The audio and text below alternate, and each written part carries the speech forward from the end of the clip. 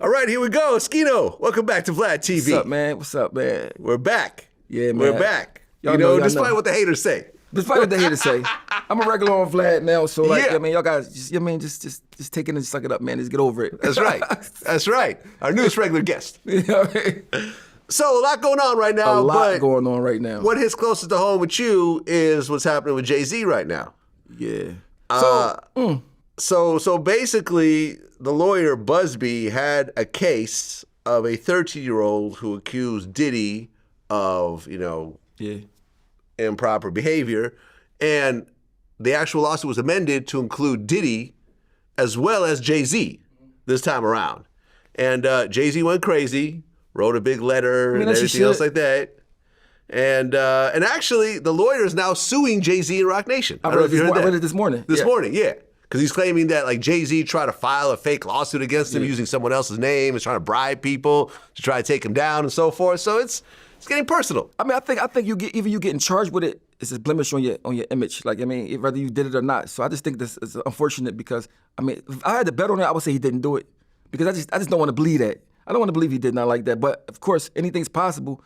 But for somebody to just be able to accuse you of something 24 years later and people talk, it's crazy to me. I mean, anybody could come just mess up your image. And I know he takes his image personal.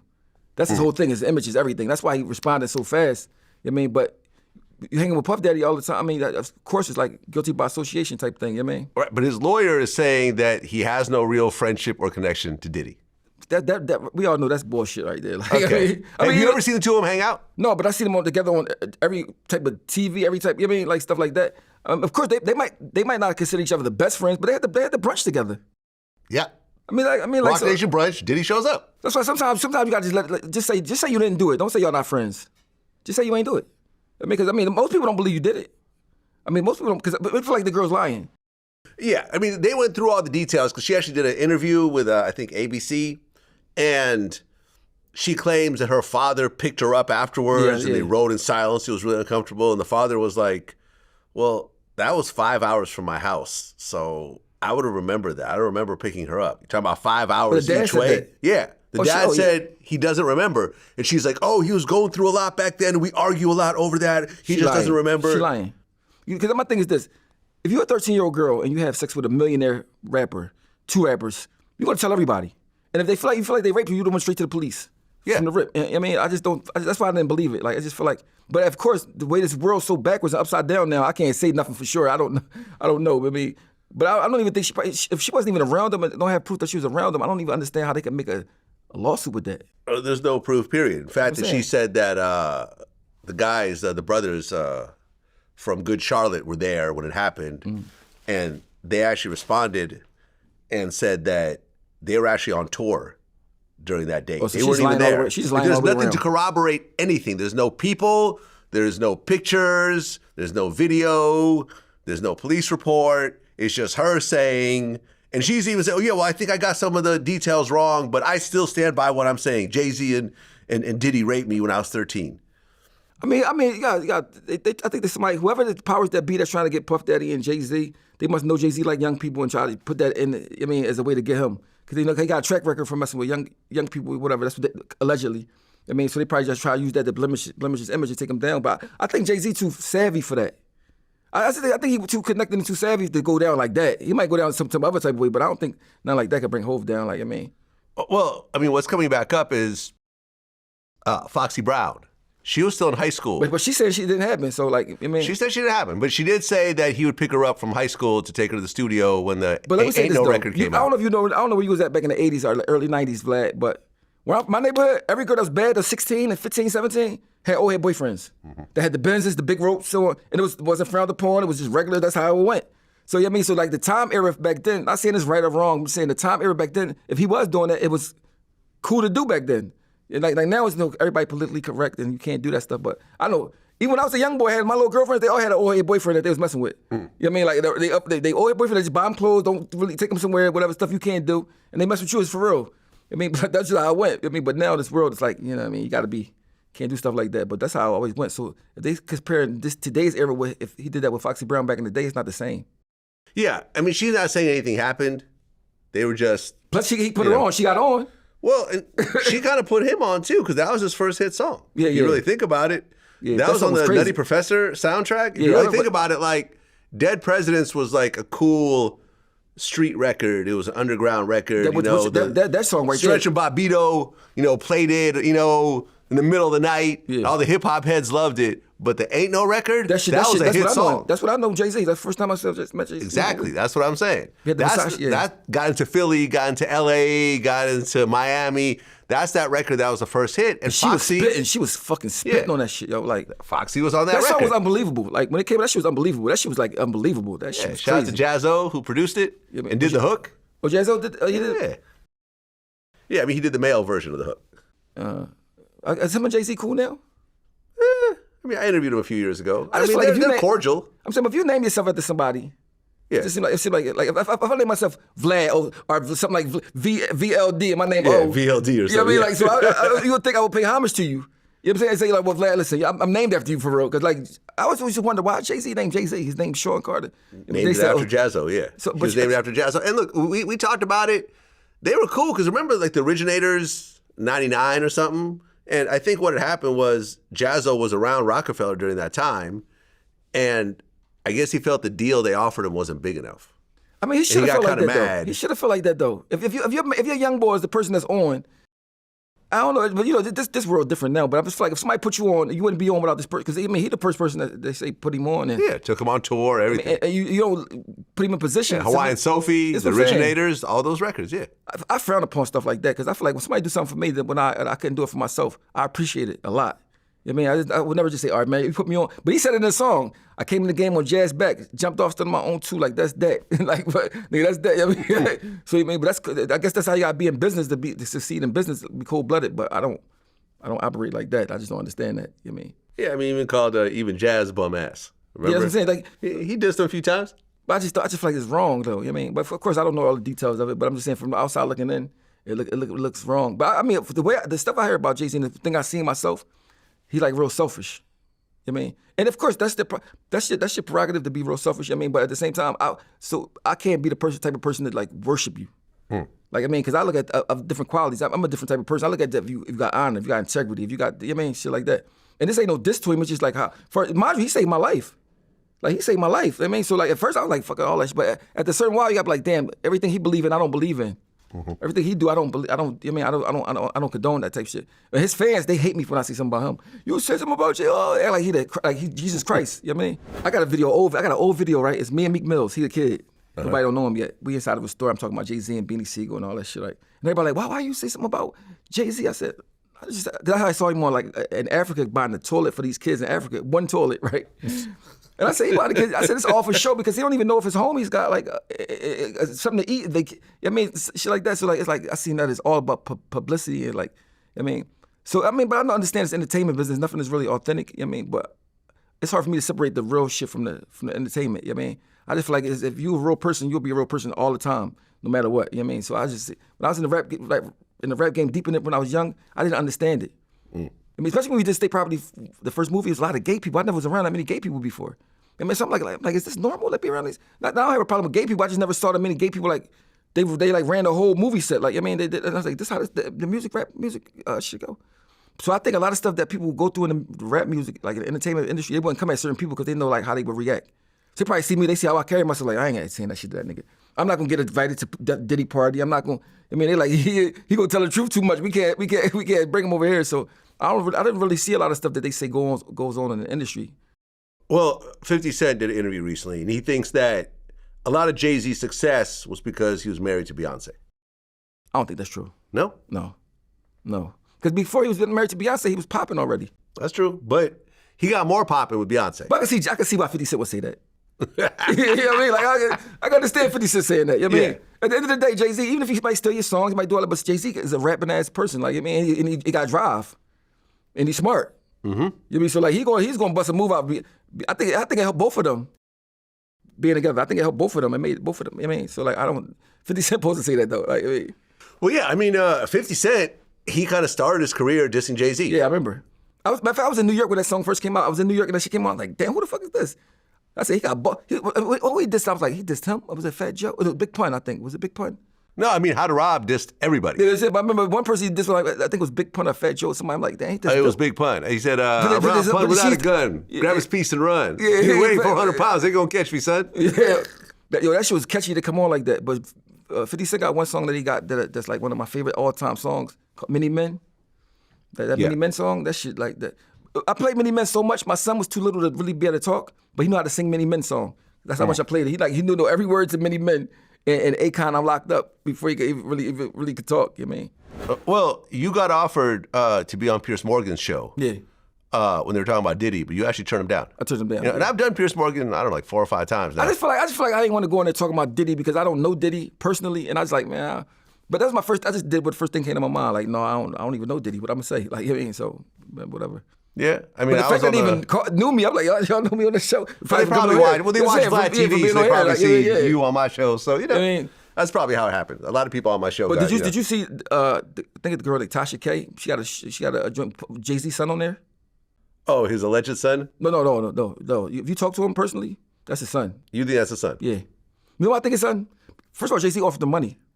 At first, he offered him bread, like, and everything, but his aunt, this is like his caretaker, didn't like approve of it. She said, no, Jay-Z got a lien on her house, all type of shit that was going on. Yeah, the lady put up paperwork and everything with his name on it and all that. I mean, but young boy's so thorough though. He just want a dad. He not trying to get no money. He not trying to do none of that. I mean, that's why. So I told him when he called me 2 years ago, I said, listen, I don't want to be the one to tell your story because they're gonna think I'm trying to catch rep off of it. So let me let you tell your story somewhere else first. I mean, then I could talk about it. But he called me like 2 years ago, telling me like, I said, oh, young boy. He's like, I just want a dad. I don't want no money. I'm already 18. I think he was like 20 something at the time. I mean, but something happened to him, and I was like, yo, that sounds kind of weird. He said he was coming out from work, going to work, and it was a gun in his car. Like when he opened the door, he seen the gun. He said he went to go like call his man, like, yo, did you leave a gun in my car? His man's like, no. He said, why you on the phone talking to his man? The cops pull up and lock him up. He said, he told the cops, no, that's not my gun. He's like, so he went in the building he was in, and they seen that somebody pulled up and put the guns in his car. Oh. And pulled off. I said, bro, I don't know nobody in the hood that got guns to just waste like that to do that. I don't know what. He's like, yeah, so like Jay-Z had a gag order against him, like trying to get a gag order and trying to. And my thing is, if it's not my son, I'll just take a test, get over with. Yeah. I mean, the fact that you did dodge it and whatever, to me, I don't know. I think his mom was underage or something when he was born, so I think that's probably. Oh. Yeah, I think that's probably part of it. Yeah. But like I said again, it's not the same as now. But is his mom still alive? No, she died. Huh. She was 15 when she had him. Oh. How old was Jay? Like 20-something, I guess. Oh. Like 20, probably early 20, like 24. We don't know if it's true. This is just but I'm saying he took the DNA thing with it was ancestry type shit. I think like somebody popped up on it, like, because he got different kids that's at different places. I mean, my thing is this: if I got $1 billion, right, I would want to have a lot of kids. Fuck it, you my kid. I got so much money, I don't give a fuck if you my kid or not. You get some sperm. You get some sperm. You get some sperm. I'm saying, if you are my kid, I fucked your mom, and you my kid. Even if I want to be around you, don't want to see you, don't want to. If I want the world to know, right? But think about the headlines. Think about this though. Vlad. That Jay-Z impregnated a 15-year-old. But Vlad, think about this. It would be over. But you already got your no more Super Bowl. But you already won. You already won. But look, Diddy already won, and look where he's at right now. So what do you think? Like, but that's statute of limitations, anyway. That wouldn't even work. This is what I would do. I would do it like this. You my son. Wait. Statute of limitations? Yeah, statute of limitations. 15 years ago, he's 30. It happened. So you're saying statutory rape has a statute of limitations? Yeah, everything has statute of limitations except for murder. It's like probably 7 years, but he can't even get locked up for it at all. That's why the girl can't file no charges against him, because it's a statute of limitation. You know what I'm saying? So in New York, the Child Victims Act allows the child of a sexual assault to pursue criminal charges until they're 28. Well, you see, still it's 30 years ago. So like, 28. So we gotta think, she been 28, even if, Yeah, if it's in New York. But wasn't she like in the Caribbean or something? Or? No, that's somebody else. Oh, okay. That's somebody else. But my thing is this, like, this is how easy it is. First of all, kids come before everything. Yeah. Because you're going to have problems with your kids sometimes. But if you got $1 billion, if you got $10 million, we go, listen, young boy, I don't want the world to know nothing about this because my image, here goes some money, I'm going to take care of you. Nobody's going to say no. You my son, I love you. I'm going to give you money. I just don't want nobody to know about this. It's easy to manage. But that starts with extortion. That's the first step of extortion. No, but once you give someone some money, you are now an ATM. So you're saying someone, no, your son. Like, there's a difference between someone and your son that you made. Right or wrong? Still a stranger, though. You don't know. It don't matter. But if you made him, he's a stranger because of you. Yeah. Fuck, he's a stranger because of you. If you're a stranger, you know what I mean? So my thing is, if you my son, my thing is, I think a son is something all men want. A son. Yeah. If once you have a son, you don't care. Even if he was 40 and you just met him, he's your son. You be like, yo, especially if you got the means to just do whatever you want. That's the thing I think a regular person like me don't understand. Most people that don't take care of their kids, they just don't got it. Even motherfuckers just don't got it. Like, I mean, you think most people don't take care of their kids because they don't got it, or is because the mother alienates them? But most I say it's because they don't got it. And it's kind of embarrassing. A lot of people come out home from jail, they can barely take care of themselves, things like that. And there's some people because of the mom. I mean, it's probably, but I think most of it's because you don't got it.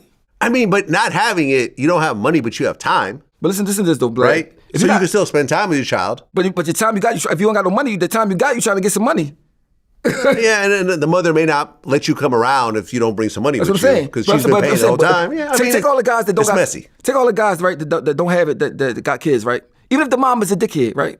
But they got $1 billion now. They're going to take care of the kids. Yeah. Automatically, because they're going to stunt. Oh, stunt, come over here. I mean, because that's how usually human nature go. But some people, they above your thinking. Like, the thing, I can't figure that shit out. Like, I can't. I mean, because I don't claim to be a super best dad and no shit like that. But like, if I had $1 billion, any kid I got would never have to worry about money. Yeah.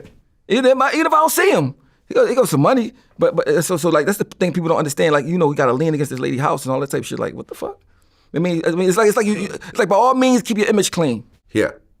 I mean, instead of real life, instead of just being thorough in real life, it's like, keep your image clean. I just think that's corny. Yeah, but shit happens. Remember, Drake had a hidden son until he got into it with Pusha T, and then Pusha T exposed his son. But look how fast he got him, though. He was still a baby. He was still little. Yeah. But if that song never came out, you may have never known that he had a son. But we wouldn't have known. It could have been quiet. We wouldn't have known. But Drake would have. I'm pretty sure. No, Drake and listen, Drake's baby mother don't say shit. That's because she was taking care of him. She draws paintings and remains quiet. Takes Drake's checks and lives her life. So if Drake wasn't doing what he's supposed to do, she would have been out talking. Yeah. See, he never talked because he's doing what he's supposed to do. Right. And you don't got to see him. You're rich. I mean, that's all. All the court could do is make you pay. Yeah. So I'm paying you without court. And I don't got to ever see him if I want to. I mean, not saying it's right, but you can do that. I mean, but my thing is, if you don't want to take care of him, you don't want to see him, you don't want nothing to do with a son, he out here with no kid, no dad, and his brothers and sisters got dads, and he don't. To me, I mean, they don't mess with your conscience. That say a lot about you. What I'm saying is that there is an asterisk. It's like, okay, I have a kid. Let me just admit it to the world that this is actually my son. Oh, but the mom was 15 at the time? Okay, maybe I can't be taken to jail, but everyone is going to start looking at me crazy. But what's the difference between people saying... if I was Jay-Z, that is. What's the difference between you saying that and people saying you mess with Foxy Brown? But he never messed with Foxy Brown, and Foxy Brown saying that they never messed together, and there's no kid. Well, Nas said he did. I mean, Nas also called him gay. You know what I'm saying? But my thing is this. But my thing is this. The whole thing about trying to be successful is to take care of your kids. That's the whole part of being successful. I mean, yeah, that's definitely a big part of it. So you forgetting about what's the whole motivation to be successful is. If you got a son out here, even if you ain't want to, like, I got 2 sons. Look, I got 2 kids. Hit their mom once. I mean, of course I ain't want the kids, but once they born, they my fucking kids. Like, I'm not gonna. I mean, that's what it is. Come on, we out. I mean, it might have been born under bad circumstances, but you my kid. Like, I mean, yeah. So like, my thing is this. Like, at that point, it's up to you as a man to just be like, yo, listen, man, let me find out if you mine or not. I mean, because my son, I got a son. I took a test when he was 8. Because my thing is, I'm not gonna have you mine and you out here. Wait, so you didn't know that was your son until he was 8 years old? Yeah, I took a test when he was 8. So before then, what happened? He was somebody else's son. Oh, so you thought? No, you didn't even know. She thought. Yeah, she thought. Oh, she thought. Yeah, she thought it was somebody else's son. So she never told you. She kind of hit it. I guess she wasn't sure. So the person when I got to take the test, I had to start going over his stepdad's house to see him. Okay, so she was married or? No, she wasn't married. She was just. But she was in a relationship with a guy. No, she wasn't even. She was just popping. Well, I don't know what her sex life was personally, but she was out having sex with people, right? Whatever. And she, of course, she young. She was young. So I mean, we we both was young. Like, I mean, I was like 18. She probably was like 18, whatever. Yeah. But she was had a baby. She probably didn't know whose it was, or she probably had ideas. But she was young. But I think the whole point of it, I'm just saying, like, once she said it was mine, whatever, I took a test. I mean, when I found out he was mine. I mean, I started going over to the stepdad house to see him, and we became tight. That's my man. Shout out to Bub. You know what I mean? Did he think that was his kid? Yeah. The only reason he found out it wasn't his kid because the mom, his mom took a test behind her back. So the boy she blamed on mom. So my son's supposedly grandmom took a test behind her back and it came out all zeros. So she's like, "Oh, this ain't ours." You know what I mean? Then it got me involved, and the crazy part, I was in jail already when I found out. How did the stepdad take finding out that after 8 years, this baby that he thought was his every day changed the diapers, bonded, all that shit. He didn't actually have it for 8 years because she blamed it on somebody before him. Oh. I mean, so but I don't know how long he had him, but he took it. I mean, wait, she said it was someone else's kid? Yeah, before him. How many dudes was she messing with? I don't know, but one of the guys she said it was before him was locked up with me. See, he had the picture on the wall in the jail. I mean, so it was weird. So the guy you were locked up with had a picture of your son on the wall, and you didn't know that was your son. I don't know if it was my son. I know it was her. I know his mom was on the picture. Him and his mom. I don't know if my son was in. Can't really remember. He might have been, but I don't remember. Oh, this is crazy. Yeah. But my thing is this. Even with all that being said, when I found out it was mine, I was going over to. I was like, damn. Mine was in South Philly. It's on Tasker Street. I'm like, I got to go down Tasker Street. That's like a treacherous neighborhood. You know what I mean? But the guy Bub, you know, we hit it off. I mean, it's like my brother now. You know what I mean? So like, you know, because my son still was staying over there, even if it was mine. But because they attached to him now. Was he mad at all finding out that wasn't his kid? Probably was, but he couldn't be mad. He wasn't mad at me because we was in the same boat. That's not. we was in the same boat. Was he mad at her though?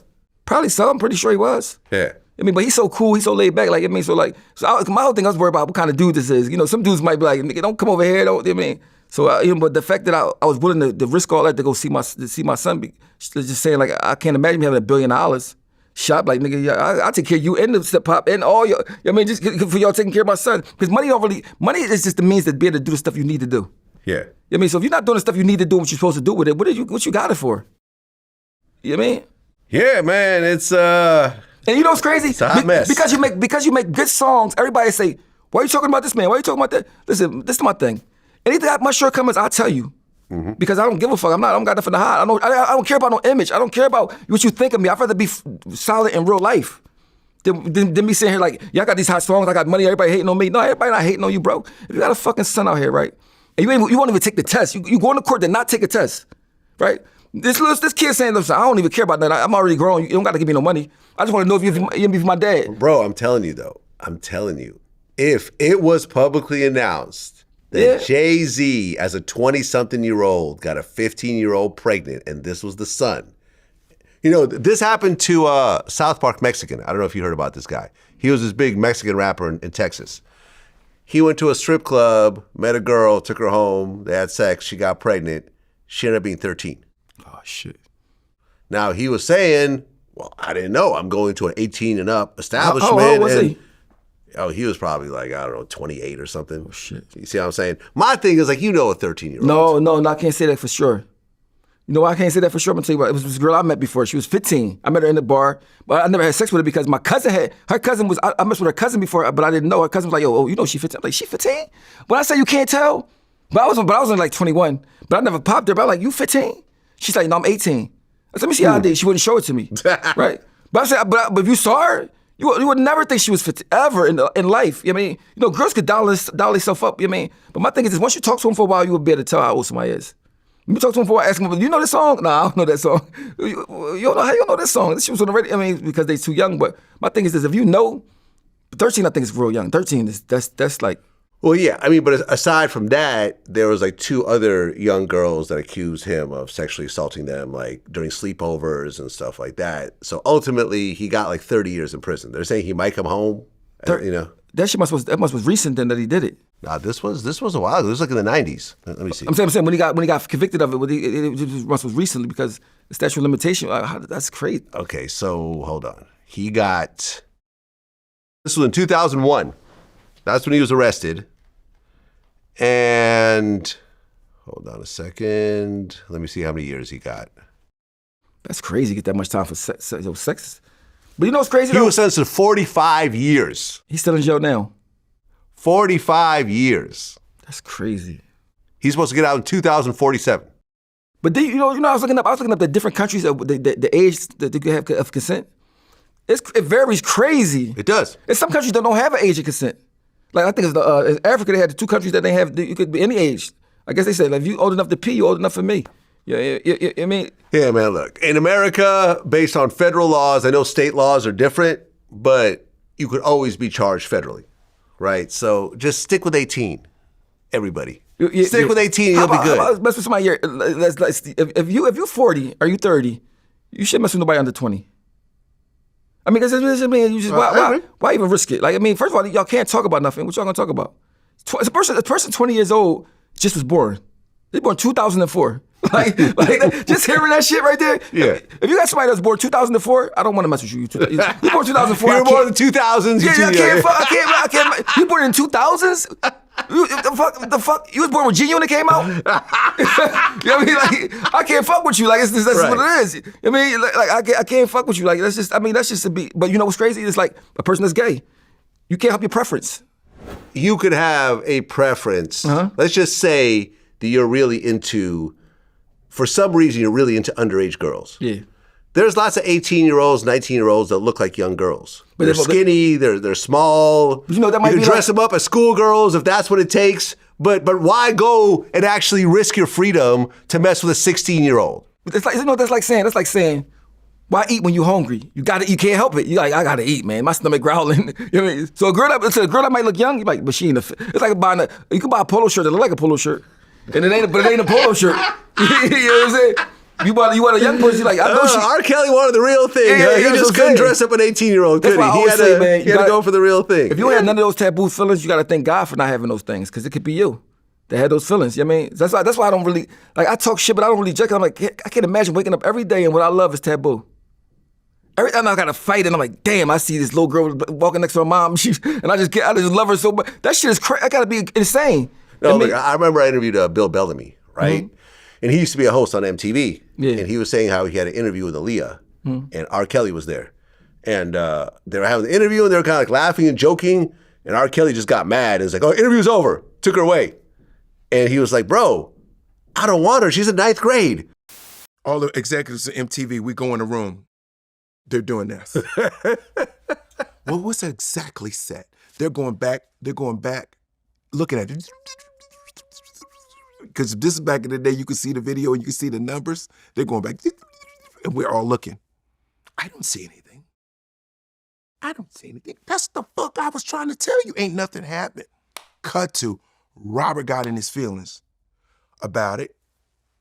I didn't know what was going on. Maybe it was one too many keys. Maybe she laughed a little too hard on one of the little jokey jokes. But I'm a comedian and I'm doing an interview. I'm not trying to holler at this girl. She in the 9th grade, bro. So,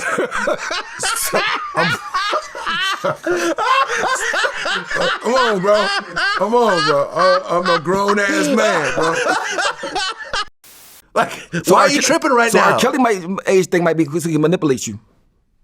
Because it's easier to manipulate somebody that's young, you know what I mean? You are R. Kelly, man. There's plenty of grown women you can manipulate if that's what you want. You are R. Kelly. I mean, think about it. You are the biggest living talent in music right now. This is my thing. If you're a big star and you got money, if you got a sexual desire that's kind of taboo, why don't you just go somewhere where you can do it at and don't get in trouble? I mean, if you got it's not, why would you destroy an empire for sex? Probably because you've gotten away with it so many times. And it just becomes nobody around you telling you like, yo, chill, you're gonna get booked. Like, I mean, man, look, R. Kelly went through a whole trial where there was a video of him peeing on an underage girl. Seen it. Like everyone saw it. It was all over the flea market. I was in denial for a while. I said that's not him. It's just yeah. No, I remember like at the flea market they were showing it. And everyone's like, is that really him? I couldn't believe it. Scruffy and shit. Yeah, I just wouldn't believe that was him. I'm like, that's not R. Kelly, bro. Like R. Kelly is that's like. But later on, the girl came forward. The second trial said that really was because here's what happened. When the trial happened, the girl came forward and said that's not me. Yeah. But then her parents were paid off. Yeah. They were on a cruise. Yeah. The day of the trial. Her gave him like $750,000 or something. Well, he kept paying her until he went to jail, and then she filed for bankruptcy after he went to jail. Think about that. He had been supporting her for decades. Damn. Until he finally couldn't do it anymore, and then she filed for bankruptcy. She'd been living off him this whole time. That's why she kept quiet. Listen, R. Kelly said he's the Pied Piper. Like, I don't. The Pied Piper's the person that get weird. The kids to come follow him, and then you'll never see him again. He's basically telling you exactly what he is. But he's hiding in plain sight. But listen, R. Kelly music's so good that it don't matter what he did. Like, if he gonna do a concert, it's gonna be sold out, and people not gonna give a fuck about none of it. It's like Michael Jackson type thing. Yeah. So famous that you can do certain things like I mean, like you heard what's the comedian name? What's the comedian name? Dave Chappelle. Yeah. He said, well, I mean, you got molested, but at least it was by Michael Jackson. like, I mean, bad as terrible as it is, but R. Kelly is like, he can't do no wrong in some people's eyes. It's like how Jay-Z is. He can't do wrong in some people's eyes. He's too big and too famous, so they forget that they're humans. They forget everybody is human, man. And like, I think if everybody was honest, people would forgive you. If you just own something, I think if you own something after a while, it's over. I mean, well, yeah, but I mean, jail changes all that. See, like, I've always said this. Like, everyone's like, yo, we're going to cancel Vlad. Vlad, you canceled. The only way to cancel someone is to put him in prison or to kill him. What is it that they don't like about you, Vlad? Outside of that, Vlad, what is it that they feel like they don't like you about? Because they start anybody that's associated with you, they gonna hear this shit about Vlad. Oh, Vlad. I don't know if it's jealousy or if I don't fucking know what it is. But they say like, yo, Vlad's using you and dude. I was like, what are you talking? I said, so I be on a podcast, different podcasts talking the same type of shit, whatever. What makes it so different? Is it because he white? Is it because I'm white? Because people say I'm the police. They claim every single person who I interview with goes to prison. But they watch your shit still, though. They still watch it. You know, shout out to ARAB. People think that I'm somehow involved in ARAB's case. I'm not. You could ask ARAB. Like, he's done interviews in prison where they've asked him that. He goes, Vlad had nothing. Literally nothing he did with me ended up in his case. Yeah. I mean, you're from Philly. You know the story. I ain't got nothing to do with it. He went to prison because there was a snitch that testified against everybody. Yeah, for sure. That's what happened. But I'm saying nothing to do with interviews. I got no backlash ever. I done did 1,000 podcasts with different type of people. Nobody never said nothing about the host of suffer. I guess maybe you're just famous and they just like on some shit like you. I mean, hey man, look, we just hit 6 million subscribers. Oh, that's probably 6 million on the YouTube space. We're the big dog. That's probably what it is. On the YouTube space. I'm not saying overall we're the biggest. No, but on the YouTube hip hop interview space, I feel like we're the big dog on YouTube. Now, on other platforms, I know other people can do their thing. The best thing I think about YouTube is that because based on the money just comes straight to you. Nobody know how much it is. Except for you and the YouTube. Like, you know what I mean? Yeah. So, like, I mean, I can't imagine 6 million subscribers. That shit. Hey, man, listen, we're about to launch a Vlad TV YouTube masterclass section. And this is actually the first time I've ever mentioned it, where for $99 a month, we'll actually show you multiple lessons about how I built up Vlad TV, how the money is made, and we actually are bringing in people who have successful YouTube channels that break down money-wise how much they make and how they did it and everything else like that. So this is the first time. This is the first time I've actually said it since you mentioned it. I got my YouTube joint. I think I got 75,000 subscribers. So y'all in here, y'all can go subscribe to Oschino show. Yeah, absolutely. I watched some of the clips this morning. Yeah. So like, because I just think it's a good thing, especially people coming home from jail or young people that can't get a job or something. They can really go out and just try to get some content. Let me tell you something. I just interviewed Terrence Gangster Williams. That's Birdman's brother, right? Yeah. He got out of prison after doing 27 years. I watched him on your show, yeah. Right? And this is going to be a clip that's on this, Vlad TV YouTube masterclass where he breaks down everything. But basically, overall, he got out of prison. When you get out of prison, you have to get a job. So he started working at Tyson's Chicken. So he was just like hosing down chicken blood and gizzards and beaks and whatever else. And that was his job. And on the side, he started a YouTube channel. He said after the second year, after about a year and a half of running it, he made $130,000 off his channel. And when his probation officer came over, he said, how's your Tyson job doing? He goes, well, actually, I quit, because of my YouTube. He goes, oh, well, let me see your earnings. He looked, he goes, great, congratulations. I did the same thing. Congratulations. So now you have an ex-con with a felony, a murder felony at that, right? He admitted to 40 murders. You got to think, if someone looks into your history, it's probably a little hard to get a regular job. Yeah. Right? People could legally turn you down because of your felonies as a job. But instead of actually going and working a manual labor job, hosing down blood and doing stuff that you may not want to do, most people don't want to do, he sits at home, he goes into his bedroom, he records. Talking shit. He talks his shit. He owns the footage. And he owns, the thing about him? He owns the footage. The thing about him, though, he owned, like, they say he was a snitch, he owned it. He owned it. Say about him, he just say, so you can't, like, once he owned it, it's like nothing you can say about this shit. I cooperated against my dead friends. That's it. But I did the same exact thing. I came home from jail. I was fucking going to truck driving school, and I graduated, couldn't get a job. I said, what the fuck? So I went to the dentist. I'm in the dentist's office, and I seen a magazine that said the Forbes list. It's the first time they had YouTubers in there. And I seen one black guy, I think he's from England. He made like $8 million. I said, what the fuck? If he make $8 million, I can make fucking 80,000. You know what I mean? So I started doing the YouTube shit in the 2 years. I bought a Corvette. I went to parole office, like, where you get this car from and how you get it? Had to show them the analytics and all this shit. And they're like, oh shit. I mean, so this shit is definitely a life changer. Exactly. That shit is a life changer. I can't even lie. It's a life changer.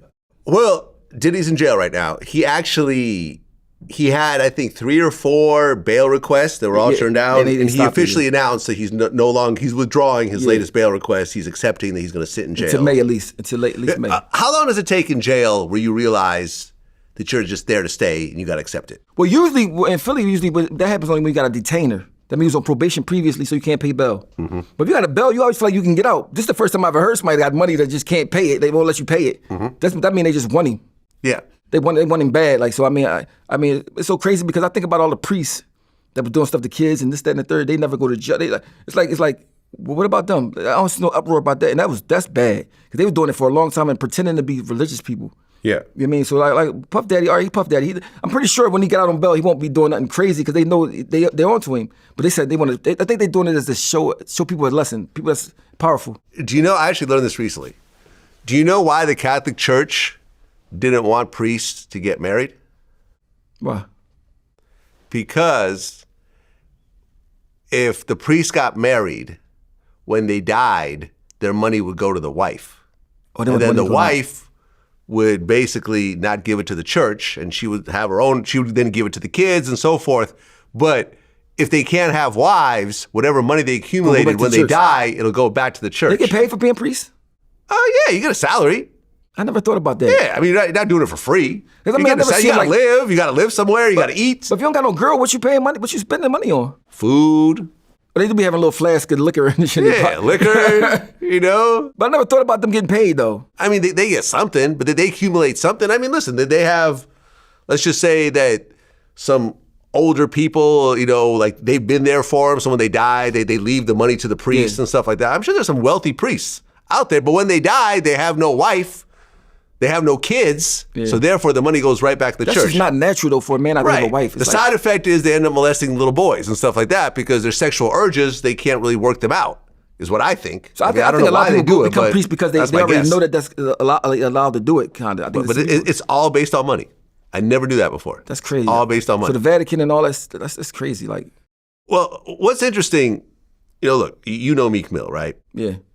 It seemed like Meek Mill and Diddy were actually friends. Yeah. They wore matching outfits. Yeah, I think they was friends. I mean, I gotta remember, Meek come from the ghetto, the real gutter. Puff Daddy been rich for a while. Yeah. So of course he gonna probably see Puff and look up. That's something he aspired to be. So I mean, I think they was friends on that tip. Like, I mean, because I don't see them being like friends, like naturally friends. I think Meek Mill was writing them some songs and stuff like that. You know what I mean? But I don't think they was like close friends like this. You know what I mean? It was like more, because plus he older than Meek by a lot. Yeah. But it seemed like they were friendly with each other. Yeah, of course. Yeah, but not too long ago, there's a video of Meek, I think in Philly, and he's like, "No Diddy gang." Yeah. I heard about it. I didn't see the video, but he said it. But I mean, I think they taking it like literally. He might just been saying that shit just I don't know. But of course, I can understand the backlash of it.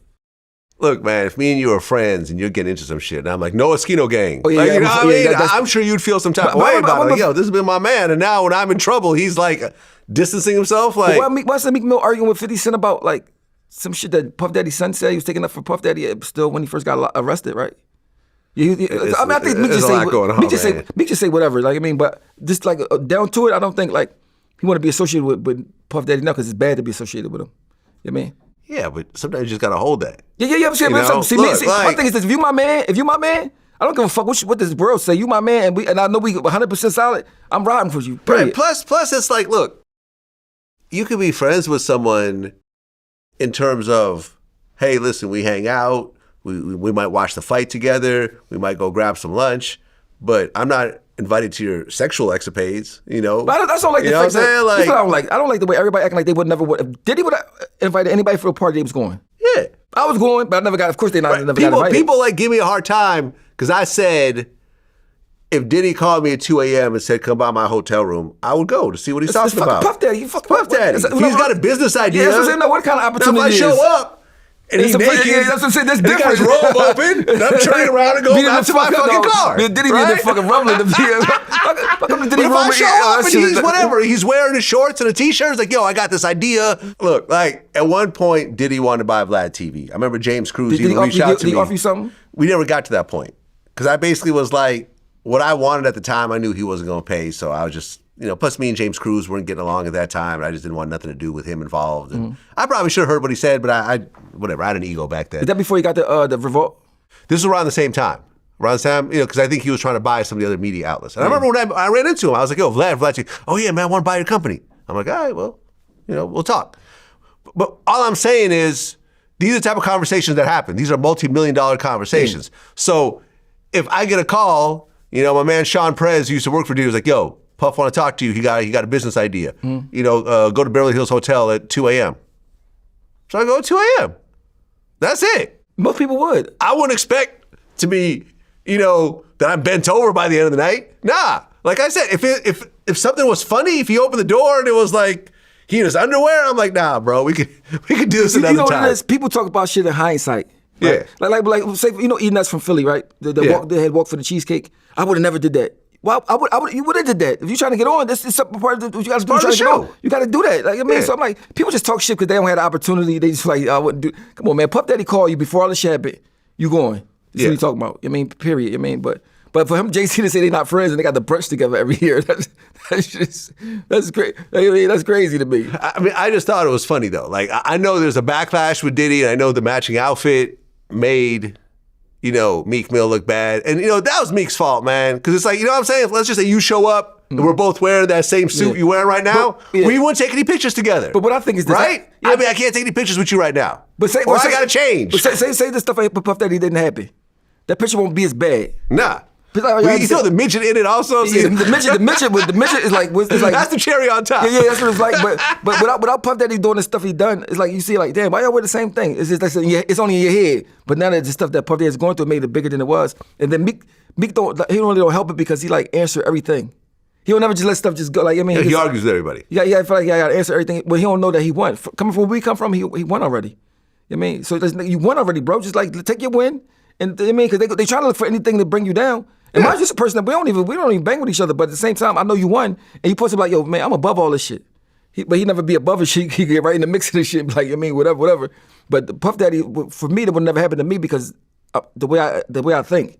Don't call me daddy. Don't call me none of that shit. I just can't. This just maybe because I'm old enough to know. But because even when I was young and I met Jay-Z and I was starstruck a little bit, certain shit I still wouldn't do. You know what I'm saying? I was starstruck, but I was starstruck in my head. Like, this nigga I have more aspirations to want to be like him. That's like, damn, I want to be able to live here. I went to the crib, 76th floor. I couldn't believe that shit was like insane to me. So I'm like, damn, I want to be like this. But after a while, no matter if you're a thorough person and you solid, there's certain things you see somebody do, they might not do it to you. But if they do it to them, they'll do it to you. So you start saying, damn, I can't, like, this ain't who I thought that's anybody that you're close to. You can start seeing how they truly are. You be like, man, I can't fuck with this shit. But the fans, I think you hating. Well, last time you were here, Dame Dash was about to have his auction for the 1/3 stake of Reasonable Doubt. Yeah. Me and you had a debate on camera. We was about to bet. I said, no, I ain't betting because you might be right. I was down to bet you. Now, I said, based on my research, that the maximum he would get is $2 million. And I didn't even think that much. But I said the very max would be $2 million. What did you say? Like $6 million, I think? I said $5 million. $5 million. That was around the time the Dame was offering a Roc-A-Fella chain to whoever bet $10 million. What it was, $1 million? $1 million. He said nobody showed up. I don't think I would have sold it. Well, it's not up to him. It was a forced sale. It was a forced sale. I don't know. That's crazy. But Drake was supposed to get it, wasn't he? He claims that Drake was going to pay $6 million, but he never showed up to the auction. Jay-Z might have paid everybody that don't go get that shit. Don't get that. Yeah, no, Jay didn't buy it. I believe it was actually bought by the state. I'm saying he probably told him, you can tell them people don't get it. Roc Nation is a big company.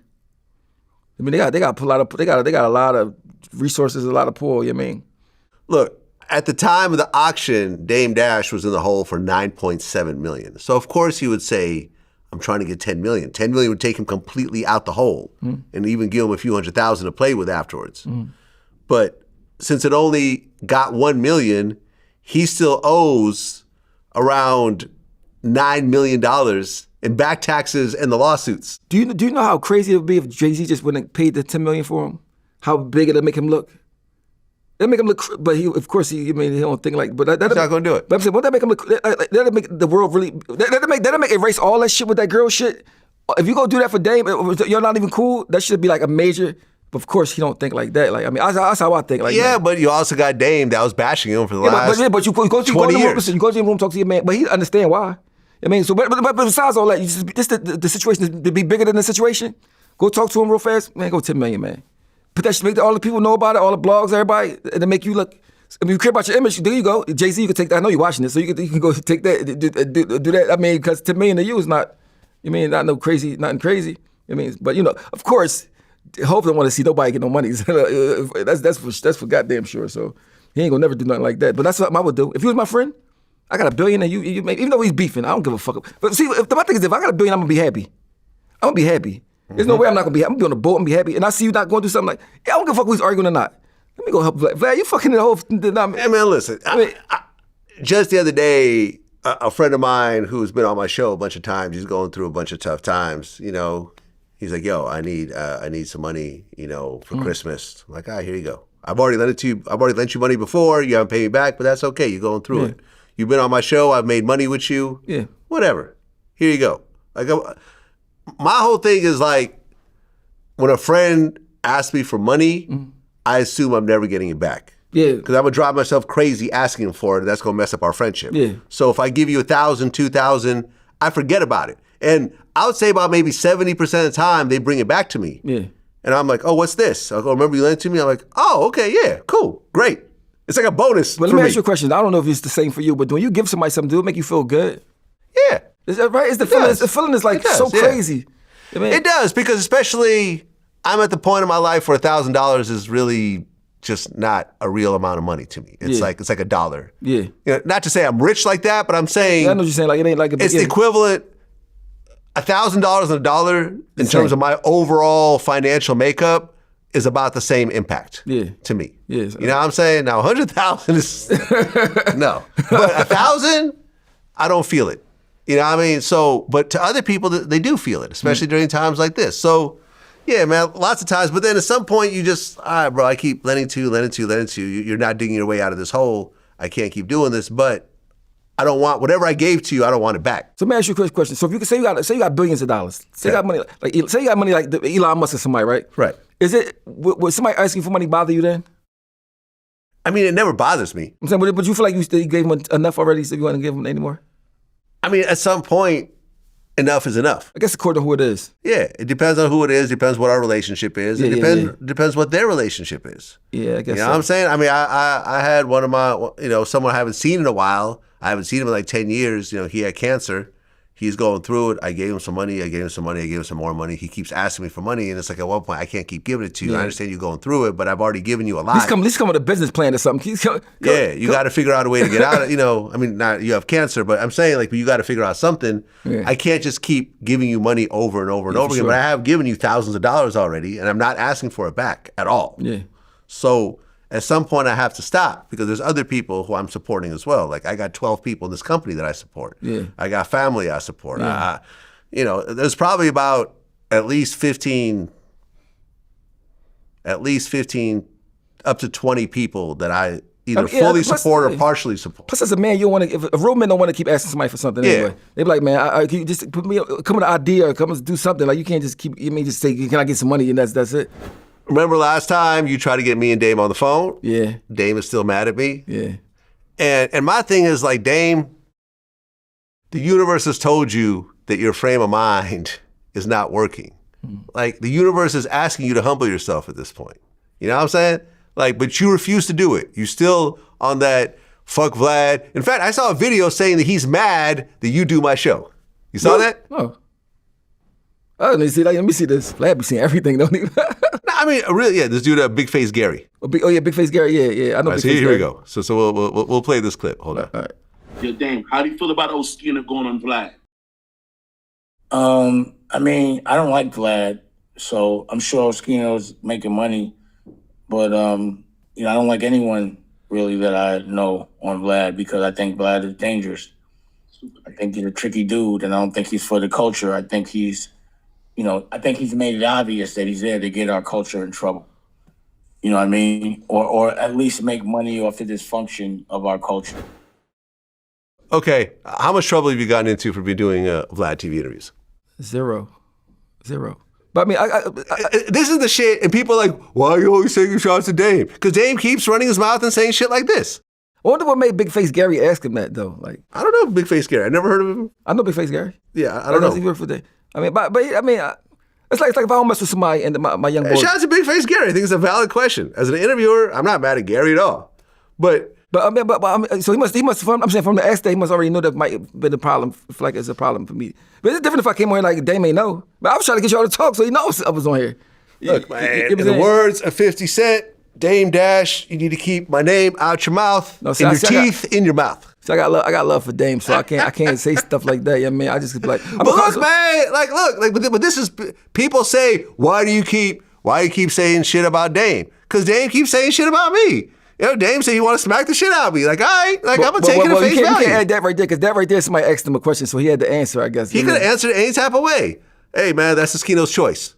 Yeah, for sure. You know, if it works for Oschino, that's my man. It is what it is. But the fact that he's trying to somehow put that out in the world, that you would see it and be like, oh yeah, man, Dame's right. Vlad gonna get me in trouble. But see, I got my own mind though. I understand that. I got a strong mind. But clearly he's doing that, hoping you would see it and change your mind. Nobody can make I know that. That's why I rock with you. Yeah, but this is the first time you're hearing it. You thought I was lying. Yeah, because I hear it. As a matter of fact, you thought I was exaggerating.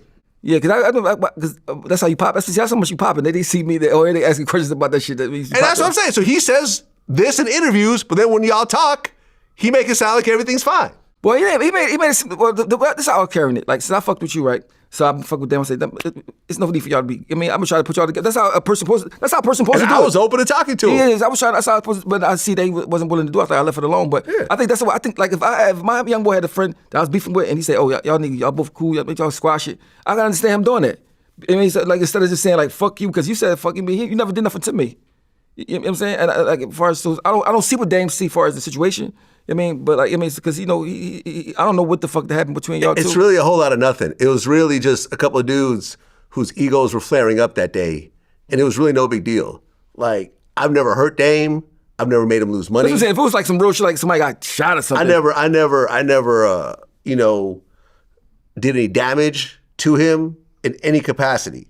We had an argument over text message.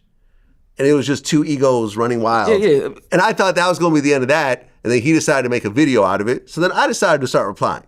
And for years, for the last 10 years, we've been doing this. And the whole thing is dumb. And I've had people like you try to talk to him. I've had my man Sean Prez try to talk and say, listen, Vlad ain't got no beef with you. In fact, you're welcome to come back on the show. I did it without you asking me $$. You could use it right now. I did it without you asking. Like, you didn't. I just asked. I just like thought it was something thorough to do. Like, yo, because you never asked me to do it. I just thought it was your idea. Yeah, my idea. Because I just thought, like, I'm like, sure. I mean, Dame, you got a name, you got a big platform. Y'all could just bust. Y'all both doing. I mean, just y'all. Yeah, just why not? I just thought, why not? I mean, I just thought it would make sense. I mean, Dame just did Cam Capone News, like, which is like, a smaller podcast, but still known out there. But he's doing smaller podcasts. You know what I'm saying? So my thing's like, yeah, come do Vlad TV. In fact, we could even talk about our issues on camera as two grown men. I'm not scared of Dame. He's not scared of me. But I'm gonna have people there just in case nobody acts up. I was really trying to I'm about to put this together, put these boys together. That's just positive thinking. That's like, it was positive. And was I totally down with it? Yeah, he was totally down with it. He was down. Was I like, nah, fuck him, I don't want to talk to him? He was like, I'm with it. I'm like, let's do it. Put us on the phone. We could three-way.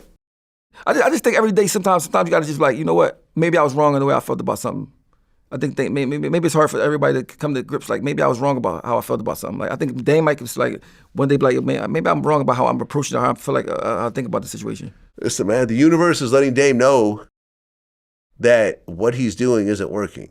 Dame has an amount of money that he can't pay back in his lifetime. I won't say that. You know what? I'm gonna say it. I think $9 million after taxes is like 18, maybe 15 million before taxes. That's a big chunk to put together and then give to the IRS and have nothing left. I mean, that's a lot of money. America is America. You can get some money in America, though. You can get some money, but the thing with Dame, I was talking to someone about this. Dame works best when he has a superstar with him. And he's able to kind of parlay and get that person into situations and so forth. It worked well with Jay, his association with Kanye, and like Cameron and stuff like that. He works well when there's a dude who's really popping and he's able to kind of use that person to get bigger deals and, advocate for them and everything else like that. But these days, Dame doesn't have that. Dame is depending on himself as the star, and that only has a limited monetization that comes with it. It's not like a Jay-Z situation where there's $1 million deals that are just on the table and people understand, okay, if I want to do something with Jay, I got to go through Dame. I would never count Dame out, though. I just think Dame got enough resources and smart enough to be able to figure it out. That's what I just believe. Okay. I just think. I think 5 years disagree, from now, I think 5 years from now, it'll be a different Dame. I think it's gonna be a different Dame. It's been the same Dame for the last 10 years. But but it never was this hard for him. It's been the same but day. it never was this hard for him in the public eye. You know what I mean? I don't think it was never this hard for him. He was always known as a balling ass boy. I mean, like, it was never, notice people saying, oh, you got to pay taxes and all that shit. Like, the narrative changed on how people look at him as far as the society. I don't judge my friends about money, but I'm just saying, like, as far as society. And so I think that's going to make him, like, go even harder. I mean, I just got faith in him. I just think he's hustling. I think he's going to bust a move and get all the way back. You know what I mean? A real hustler, if someone with a real business said, hey, listen, let's talk business. And I know that we had a little something, a little dust up that really is not a big deal. A real hustler would be like, all right, let's hear what this person got to say. We don't have to shake hands afterwards and do business, but let me hear what this person got to say. Unless something violent happens, unless something crazy happens, or something you said some really outrageous shit about family members or dead relatives or some shit like that. And even then, a lot of that stuff could be forgiven. I mean, my thing, even if I ain't do the show, I would have talked to you. I would have talked to you, like, I mean. Yeah. Or even if I mean, I don't know, but I can't speak for Dame. I don't know what he thinking. I'm just saying, as far as me outside looking in, as far as how I would carry it, because I just know how, like, tomorrow not promise. My thing is, I just don't want to die and have regrets about nothing. Because it might sound crazy, but it's like you might. I don't have no regrets about this shit. Like I'm talking about anything. Like, that could be fixed. Yeah. But it's just like a conversation. I mean, so, like, I mean, that's just, I mean, especially when we grown men. Like, I mean, so I'm here to make money. Like I'm here to support my staff, make money, grow my empire, and make an impact. Regardless of what Dame would like to say, I'm not here to trick anybody. I'm not here to hurt anybody. You know what I'm saying? Like, nobody gets arrested because of Vlad TV interviews. All this is all this dumb shit that this shit that people have been saying about me for 16 years, ever since I started. I mean, if I really had connections with the police or the FBI, do you think after 16 years something would come out? Yeah. You know what I'm saying? Do I run a failing company that's being held up by FBI grants? Or do my views speak for themselves? Yeah. Does my impact speak for itself? But I don't understand. People feel like this about you. Why they don't watch? They do watch it. They watch the shit. They watch it. That's how Piers Morgan's. You got to embrace the haters, man. And that's like, I learned that from academics. Like, I kept blocking people. I would talk shit. I would respond to people. Nah, man. Like, I realized I wasn't using the haters properly. I had to embrace them more. You know what it is though, Vlad? People that like you don't got no reason to say nothing that they like you. But people that don't like you gonna say had the loudest voices. Look, man. So I mean, that's what I think. Regardless of what people like to say about me, when I go outside, a day doesn't go by when multiple people don't walk up to me, telling me how much they love my shit, asking for photos, having me take photos with their kids or their wives or their girlfriends or whatever else. Everywhere I go, New York, LA, New Orleans, Miami, Philly. I was just in Philly. People are stopping me in Philly. Like, people actually love what I do. You know, you can't make someone hate you because you don't like them. Bro, I never knew how you looked till you was on Drink Champs. I didn't know your voice. You had Dr. Umar on your shit. I did. 8 years ago. I did. I ain't see the video, but I seen he was on there 8 years ago. I said, so yeah. Was he on the same stuff that he on now then? Oh yeah, he was telling me all about his school that was about to launch. But because his big thing is he don't want nobody black messing with somebody white. That's his thing. That's his thing. I don't understand why that'd be a thing though. You know what's funny is he got into it with D.L. Hughley, and he wanted to debate D.L. Hughley, and D.L. said, "Yeah, we could do a debate." D.L. Hughley smart. Yeah, he said we could do a debate in the auditorium of your new school. Oh, so wait, huh? and he said, "Yeah, you know, Umar Johnson." I heard the school about to open soon. I mean, I've been saying it for a while, but like he's been saying this ever since that interview, 2016. This is my whole thing. That 8 years later, still no school. He said still taking donations. He said a lot of things that make sense, right? Sometimes, but my thing is this. That's all I want to ask him is if I said Dr. Umar, because that's his first name is my real first name, like his first name. But why you gonna change the last name Johnson? Well, I don't think that's even his real name. No, Johnson. His last name is Johnson. Is that his real name? Yeah, Umar Johnson. That's what they call. That's a white person's slave name right there. Like, I don't understand if you so much like again. I mean, because I don't understand why somebody would care who somebody else messing with. Period. Nope. His real name is Jermaine Shoemake. Oh my God. So that's his real name. So he picked Johnson. Born August 21st, 1974 in Philadelphia, Pennsylvania. Are you from Philly? He's from Philly. Oh shit! Yeah, man, them Shoemake boys, man. You know, he probably grew up around him. He probably knows his cousin. We'll make him pick Johnson as his fake last name. Like Johnson seemed like it wouldn't be a name that he would pick. Hey man, listen. He also said he was a relative of who did he say he was a relative of? The Jamaican Pan African dude. The singer? Oh, Haile Selassie? No, Haile Selassie. You talking about Marcus Garvey? Yes. Marcus he said Garvey? that he was a descendant of Marcus Garvey. Marcus Garvey's family said, no, he is not. Oh, so look, So he'll probably just hustling. He trying to get some money. Scammer Umar Johnson. That's what I like to call him. Scammer Umar Johnson. You know what's funny is D.L. Hughley, because he's like, Umar's like, I'm the King Kong of debate. And D.L. said, King Kong died trying to protect a white woman, right? Listen, I don't know what this man, I don't know how you have a doctor without an office my point is this man called himself the King Kong of debate. And I pointed out to him, King Kong died fighting for a white woman, which is hilarious. He did. You don't want to go against a smart comedian. You don't want to go against a comedian, man. Yeah, he's really smart. You can talk about his comedy, he's smart. But Dr. Umar seemed like he's smart too, but he just, like, there's some stuff that I don't understand, I don't be getting. I mean, like, I don't care if you mess with snow bunnies. My thing is, if a black person got a white wife, you got to respect that man's wife because this is somebody's wife. I just feel like you can't, if two people love each other, that don't got nothing to do with me. I don't give a fuck. I'm not in their house. I mean, so I'm looking like, why that's the fight that you caused to take up? So I didn't understand that part. But a lot of stuff you do say makes sense, but that part just be losing me. Like, I just like, why the fuck? And then they named Umar Johnson. Them two names don't go together. You know what I mean? It's Shoemake. So you ain't Jermaine, so I understand. Jermaine Shoemake. But he from Philly, so now it's that I know you from Philly. I got to ride for him. Okay, so now Umar, you from Philly, man? Fuck all that shit you talking about, man. You from Philly now? I ain't know that. I'm rocking with you, bro. You from Philly now?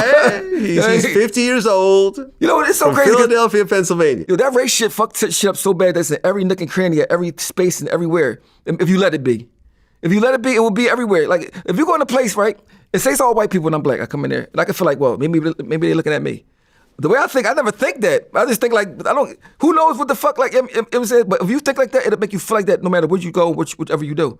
I mean, like, for instance, I was in a pizza store, walking out, I'm in my Corvette. She like in a blazer. I get my pizza, I'm walking to the car, with a pizza, she like her doors. And the first thing I was thinking, like, you doing that because I'm black? Fuck, you don't think like that. She probably doing that because she a lady, she probably scared, she probably don't know who the fuck I am. You got face tattoos. Yeah, that's what I'm saying. So I wasn't even mad about it. I said, you know what, because at the end of the day, everybody judge people by how they look. Yeah. They're probably looking like, but I said, Miss, I'm getting in my car, it costs $90,000. Like, Miss, like, look at that. But at the end of the day, she a lady. So it could have been a man that was the same race as her, but she probably did the same thing. My thing is, if you think negative, you might be wrong sometimes. I mean, because at the end of the day, I just think if you live your life worrying about that all the time, you'll never get to live your life fully and complete. I mean, because shit wasn't fair for black people. We all know that. I mean, but at the same time, you can either spend your life dwelling on it or trying to get busy and get money, because everybody got problems. They just got different problems. You know what I'm saying? But of course, we got the most problems, but I feel like that makes us the strongest. You know what I mean? To be able to go through the stuff that we went through and still be able to smile and get up and do this and do that. But at the end of the day, I think at this point in time, being racist is played out. I think it's corny, and it's like, whoever think like that, instead of me being mad at you, I just feel sorry for you. You know what I mean? Here's the thing, though. I feel on social media, if two people get into a disagreement and they're of different races, the first thing people will focus on is the race, as opposed to what they're actually arguing about. Yeah, but, for example, let me just sorry to interrupt you, but Kendrick had that line on GNX. He said, "Don't let no white comedian talk about no black woman, that's law." And Andrew Schulz felt that he was talking about him. So Andrew did that whole routine, talking about how you take Kendrick's manhood. You heard about this? I see that, no. You haven't seen that? No. Let me play it for you. Like, first of all, Kendrick's people and the gang affiliate, everybody, his security, they will kill me. They will destroy me. They'll find me in the street. They'll fucking cut me up. They'll shoot me. They'll do whatever. I'm not a tough guy. Y'all would do. But just Kendrick, I would make love to him, and there's nothing he could do about it. Just Kendrick Lamar, I would make love to him, and the only thing that he could do is decide if it's consensual or not. That's the only thing he could do. If it's me and Kendrick, this is about physics. It's about physics. I don't even know if I'll get. Let me tell you what I take from that, right? You can't go against a comedian. That's what I'm saying. You can't talk shit against a comedian. Like, because that right there wouldn't even make me mad if it was talking about me. You know why? Because it's a fucking joke. I thought it was funny. It is funny, but I thought it was funny. I remember when DL was on my show, he didn't like it. He goes, "There's nothing funny about rape." And I'm like, there's been a hell of comedians that have done rape jokes. Plus, it's different if I really believe that he could do that to Kendrick Lamar. Like, I don't believe he could do that to Kendrick Lamar. Do it. He's joking. It's a joke. He's not going to be locked up with Kendrick. The two of them aren't going to be in the same cell together. That's never going to happen. That person is being, like, they're not being smart. Right. And for example, like, I started naming all the famous comedians that did rape jokes. Like, for example, Chris Rock, the toss my salad joke. Remember that? Yeah. That's about inmates making other dudes eat their ass. Yeah, but that's rape. But Kendrick Lamar, everybody know that would never like. Who would take that serious? Nobody. That's what I'm saying. Like, so I don't understand. But then Meek Mill took it seriously. Oh, you just gonna let a white man talk about raping a black man, and that's just funny to y'all? Like, Meek I'm not from that. Like, I wouldn't allow that. Like, Meek was laughing when he did a joke about him. And that's what Andrew responded to. Oh, I didn't even know. I seen when he was. Yeah, he goes, "Oh, you thought my gay joke about you was funny?" And Ice Cube's son, O'Shea Jackson Jr., was like, "Yeah, this dude's a weirdo." And Andrew was like, "What about one of your dad's biggest songs? No Vaseline." Oh, that's a whole rape song. That's why I say you can't go back and forth with a comedian that's witty, because he gonna say shit that's gonna make you be like. I mean, but my thing is, well, I take that shit serious. See, you know, people that take that serious never been doing the real shit. People that been through real shit, like that shit is nothing. That's just a joke. If you been in some real street shit, you really from the streets. That's like, Kendrick Lamar might be from the streets, but he not from the streets. He from school somewhere. Well, Kendrick didn't say anything. No, Kendrick hasn't responded. Just people around him are saying shit. Even the people like they're just saying like just period. They been saying the shit about women and all that shit. It's a joke. It's a comedic. It's comic. It's a joke. I thought it was funny, man. Listen, when Bill Cosby was charged with rape, every comedian around the world was doing Bill Cosby rape jokes. My man called me he was in jail with Bill Cosby. He said, "Oh, they hit him with a hot dog, right?" They was making jokes about that shit, like, "Oh, he hit him with Bill Cosby with a hot dog." Mind you, Bill Cosby like somebody's dad. He's America's dad, right? Right. Somebody hit him with a hot dog in jail, right? So is that a real story? That's a real story. My man. Wait. I thought you were just joking. Okay. Somebody threw a hot dog at him with a hot dog. Because Bill Cosby was locked up in Pennsylvania. Yeah, Pennsylvania. Right? It's called, what's the name of the new jail they had just built? I forgot the name of the jail. They just built it not too long ago. Okay, so he was locked up over the rape case, which ultimately got overturned in Pennsylvania Supreme Court. But he was upstate. It was a state case, right. Yeah. So he was locked up there, and what happened to him? My man said somebody hit him with a hot dog. Like he came through. He just threw a hot dog at him. It was a funny joke, but I'm like, at the end of the day, people know like, all right, somebody might hit him with a hot dog, but they're not gonna keep disrespecting Bill Cosby because it's like people respect Bill Cosby, but somebody hit him with a hot dog when he came through. That's what my man said. I mean, but it's like a joke. But it's funny because it's like it ain't nothing serious. Right, it's a hot dog. Yeah, everybody stabbing him up or something. It's like funny. It might be like, why you hit Bill Cosby with a hot dog? But it's like, it's funny. You know what I mean? So like, my thing is, if you ain't been through no real shit, like something like that will bother you. Like that shit wouldn't bother me at all. Like, you know what I mean? Like a comedian telling a joke. That's like you get mad at the trash man picking up the trash. You know what I mean? Why the fuck you picking up the trash? Like, nigga, this what I do for a living. I pick up the trash. Right. You know what I mean? So like, you know what I mean? So like, I don't understand that shit at all. Like, I mean, like there's so many. I mean, Dave Chappelle made rape jokes about Bill Cosby. Man, Dave Chappelle said, this is what Dave Chappelle said. He said, well, the kids got molested by Michael Jackson. Well, at least y'all got molested by Michael Jackson. Like he's like, he wasn't regular. Right. That shit right there is way worse than anything. That shit. Rape joke. Pedophilia joke. But it's Dave Chappelle. So like, it's Dave Chappelle. He can say anything. Remember, was it Delirious or Raw? When Eddie Murphy did the whole like glisten on your body, word of glisten. I remember somebody was saying something about word of glisten on their body for a little kid. Like, but it never mattered. Well, he was doing the whole gay Mr. T joke. Oh, yeah, hey boy, look mighty good in them tight pants. Yeah. You know what I mean? But it's a joke. Like it's a joke. I mean, like I don't understand it. Like I mean, it's a joke. But I don't think if I told you this, but I put this in the cease and desist with state property shit. They can't use the name without paying me, whatever. You know what I mean? Because they was doing shows without me, just cut me out for no reason. I don't know why. But Charlie Mack, who's be Will Smith, ended up stealing some money from me. I caught him stealing some. Oh, wait, so Charlie Mack was what, Will Smith's assistant or best friend? Best friend or whatever. Okay. He the one when the show come on, he's spinning a guy in the air on the playground. I mean, this guy, man, I looked up to him a lot. I thought he was a special guy. He's just a whole, like, I don't know if Will Smith not looking out for him. I don't know what the fuck is going on, but he penny pinching, stealing money off the top, doing all the scamming shit, I mean. And it had me real hot because I'm like, he catfished me, making me think he was thorough. I mean, so I'm like, damn, this industry is like a bunch of people that's just wearing masks, that's just fake as shit, you know what I mean? I mean, they don't like me because they know I'm gonna keep it real, I'm gonna say what it is, this, that, and the third. You know what I mean? But this nigga, so Will Smith, give your man some bread.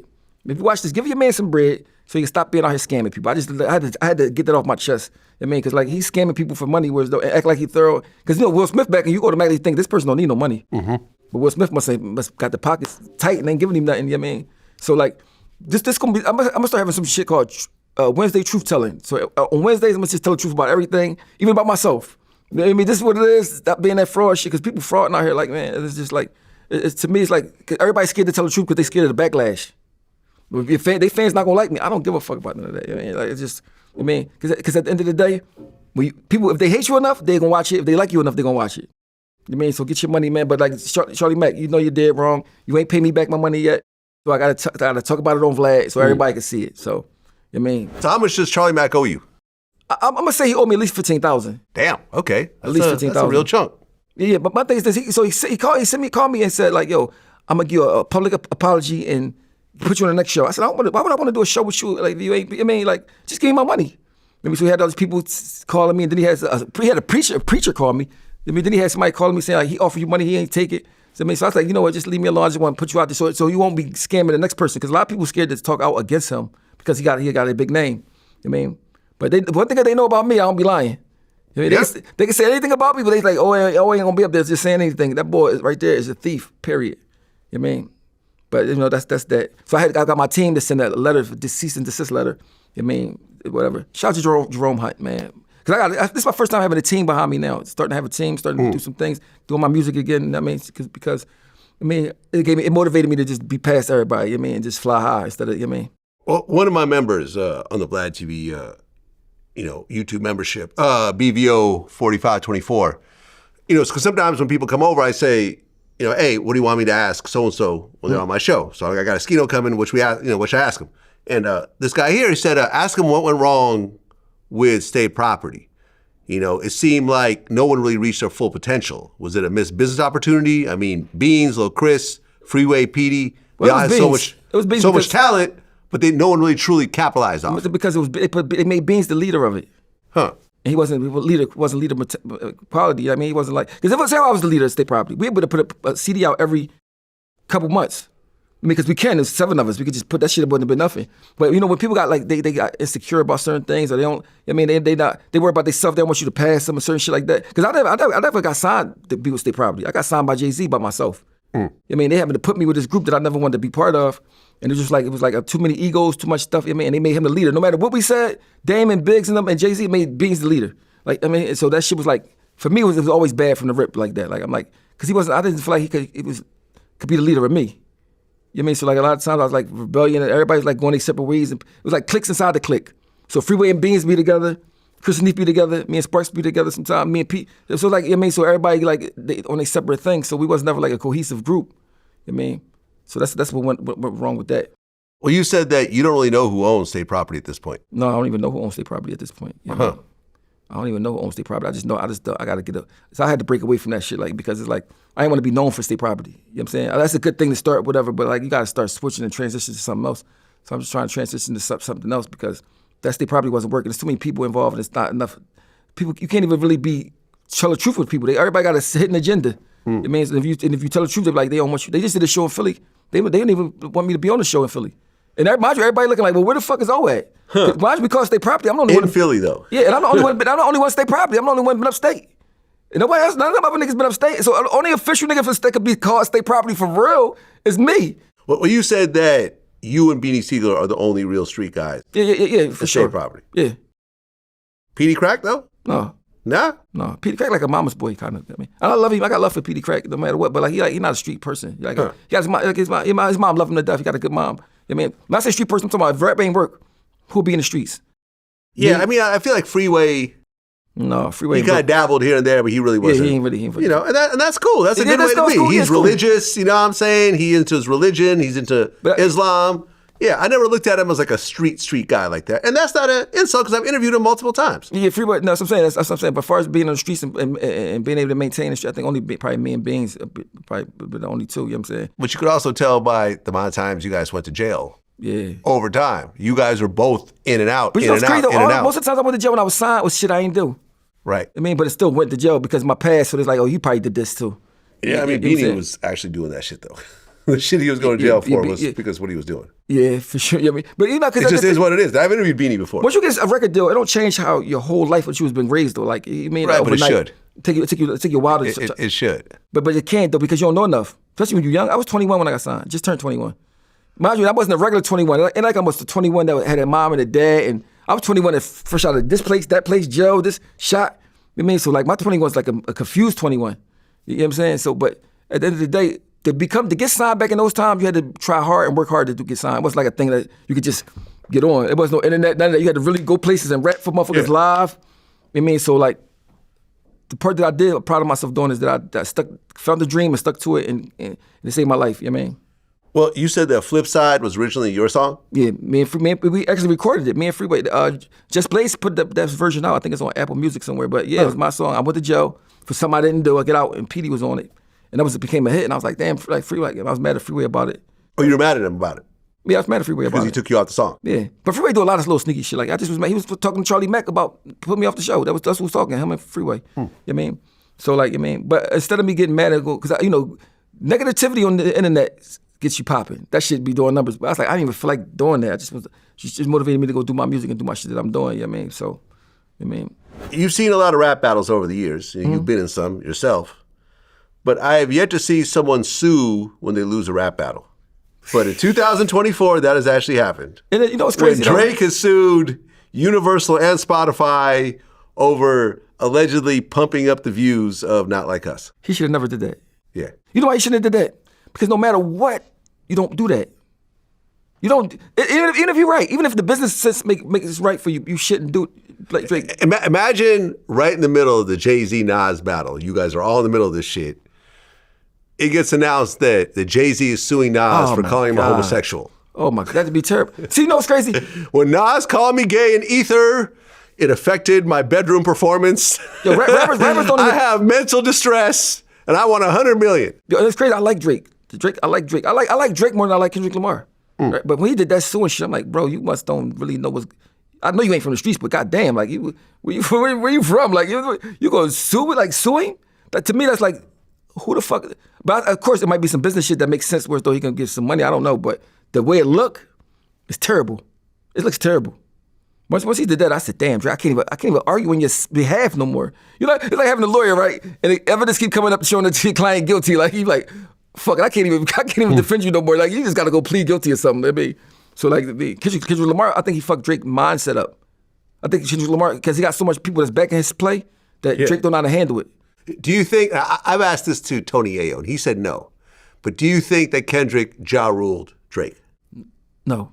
No. You know why? Because Drake too big. Ja Rule was big. No, listen. Ja Rule was big. Look, I'm about to say, I mean, he wasn't Drake big, but he was big at the time. I'm about to tell you how big Drake is. I looked at the rappers that got the most top 10s hits in the rap history. Mm-hmm. Drake got 78. Yeah. The next two people together don't add up to 78. Barely the next three people together almost don't add up to 70. 78 top 10 Billboard hits is insane. That's almost 100. I mean, that's Ja Rule. No, nobody's not even close to that, period. You know what I mean? I think it's Lil Wayne. Here we go. So Drake has 78. Yeah. Lil Wayne has 25. Yeah. Nicki Minaj has 23. What's that? Was the 25? What's that, 48? Eminem has 22. So you add all these together, that's 60, 70. So he got more than the top Nicki, three. and Eminem put together don't add up to Drake. So that's what I say. That's how big he is. So you can't Ja Rule that because you gotta understand. You can't Ja Rule that, bro. I mean, think about his money for coming in from streams and all his fuck. Imagine the money he get from royalties and shit. Yeah, listen, he's rich as fuck. But listen, but Ja Rule was rich as fuck when he got into it. Not like Drake though. Listen, Ja Rule, last time I saw him, he pulled up in a Phantom. And he had a yacht. So what I'm saying is Ja Rule still has money. But at one point, it's not about the money. It's to the point where you transition from becoming an artist where people are anticipating your new project to becoming a catalog artist where you just tore off your previous hits. That's what happened to Ja Rule. Yeah, but Ja Rule still has hits. He can still tour, but people don't want to hear a new album from Ja Rule. So do people want to hear a new album from Drake? Even if they don't, there's just the difference between Drake and Ja Rule. Drake had hits in different years, right? So he can go do shows and he got shit with Puerto Rico, he got shit in Jamaica. He got all type of hits, different shit that was though, it's still relevant now because it ain't like it's super old. I mean, he got hits that's now. But I'm talking about as far as Ja Rule, like when they Ja Rule got disappeared. 50 Cent made him disappear. Yeah, I think Ja Rule got his own head. I think Ja Rule, and I know Ja Rule. Me and Ja Rule are cool last I checked. Yeah. Me and Chris Gotti are cool. I've interviewed Irv Gotti. Like, I'm cool with all of Murder Inc., really, for that matter. I don't, just because I'm cool with Tony Ayo, he's a regular on my show, doesn't mean I'm taking on his beef. Yeah, for sure. It is what it is. But, it's like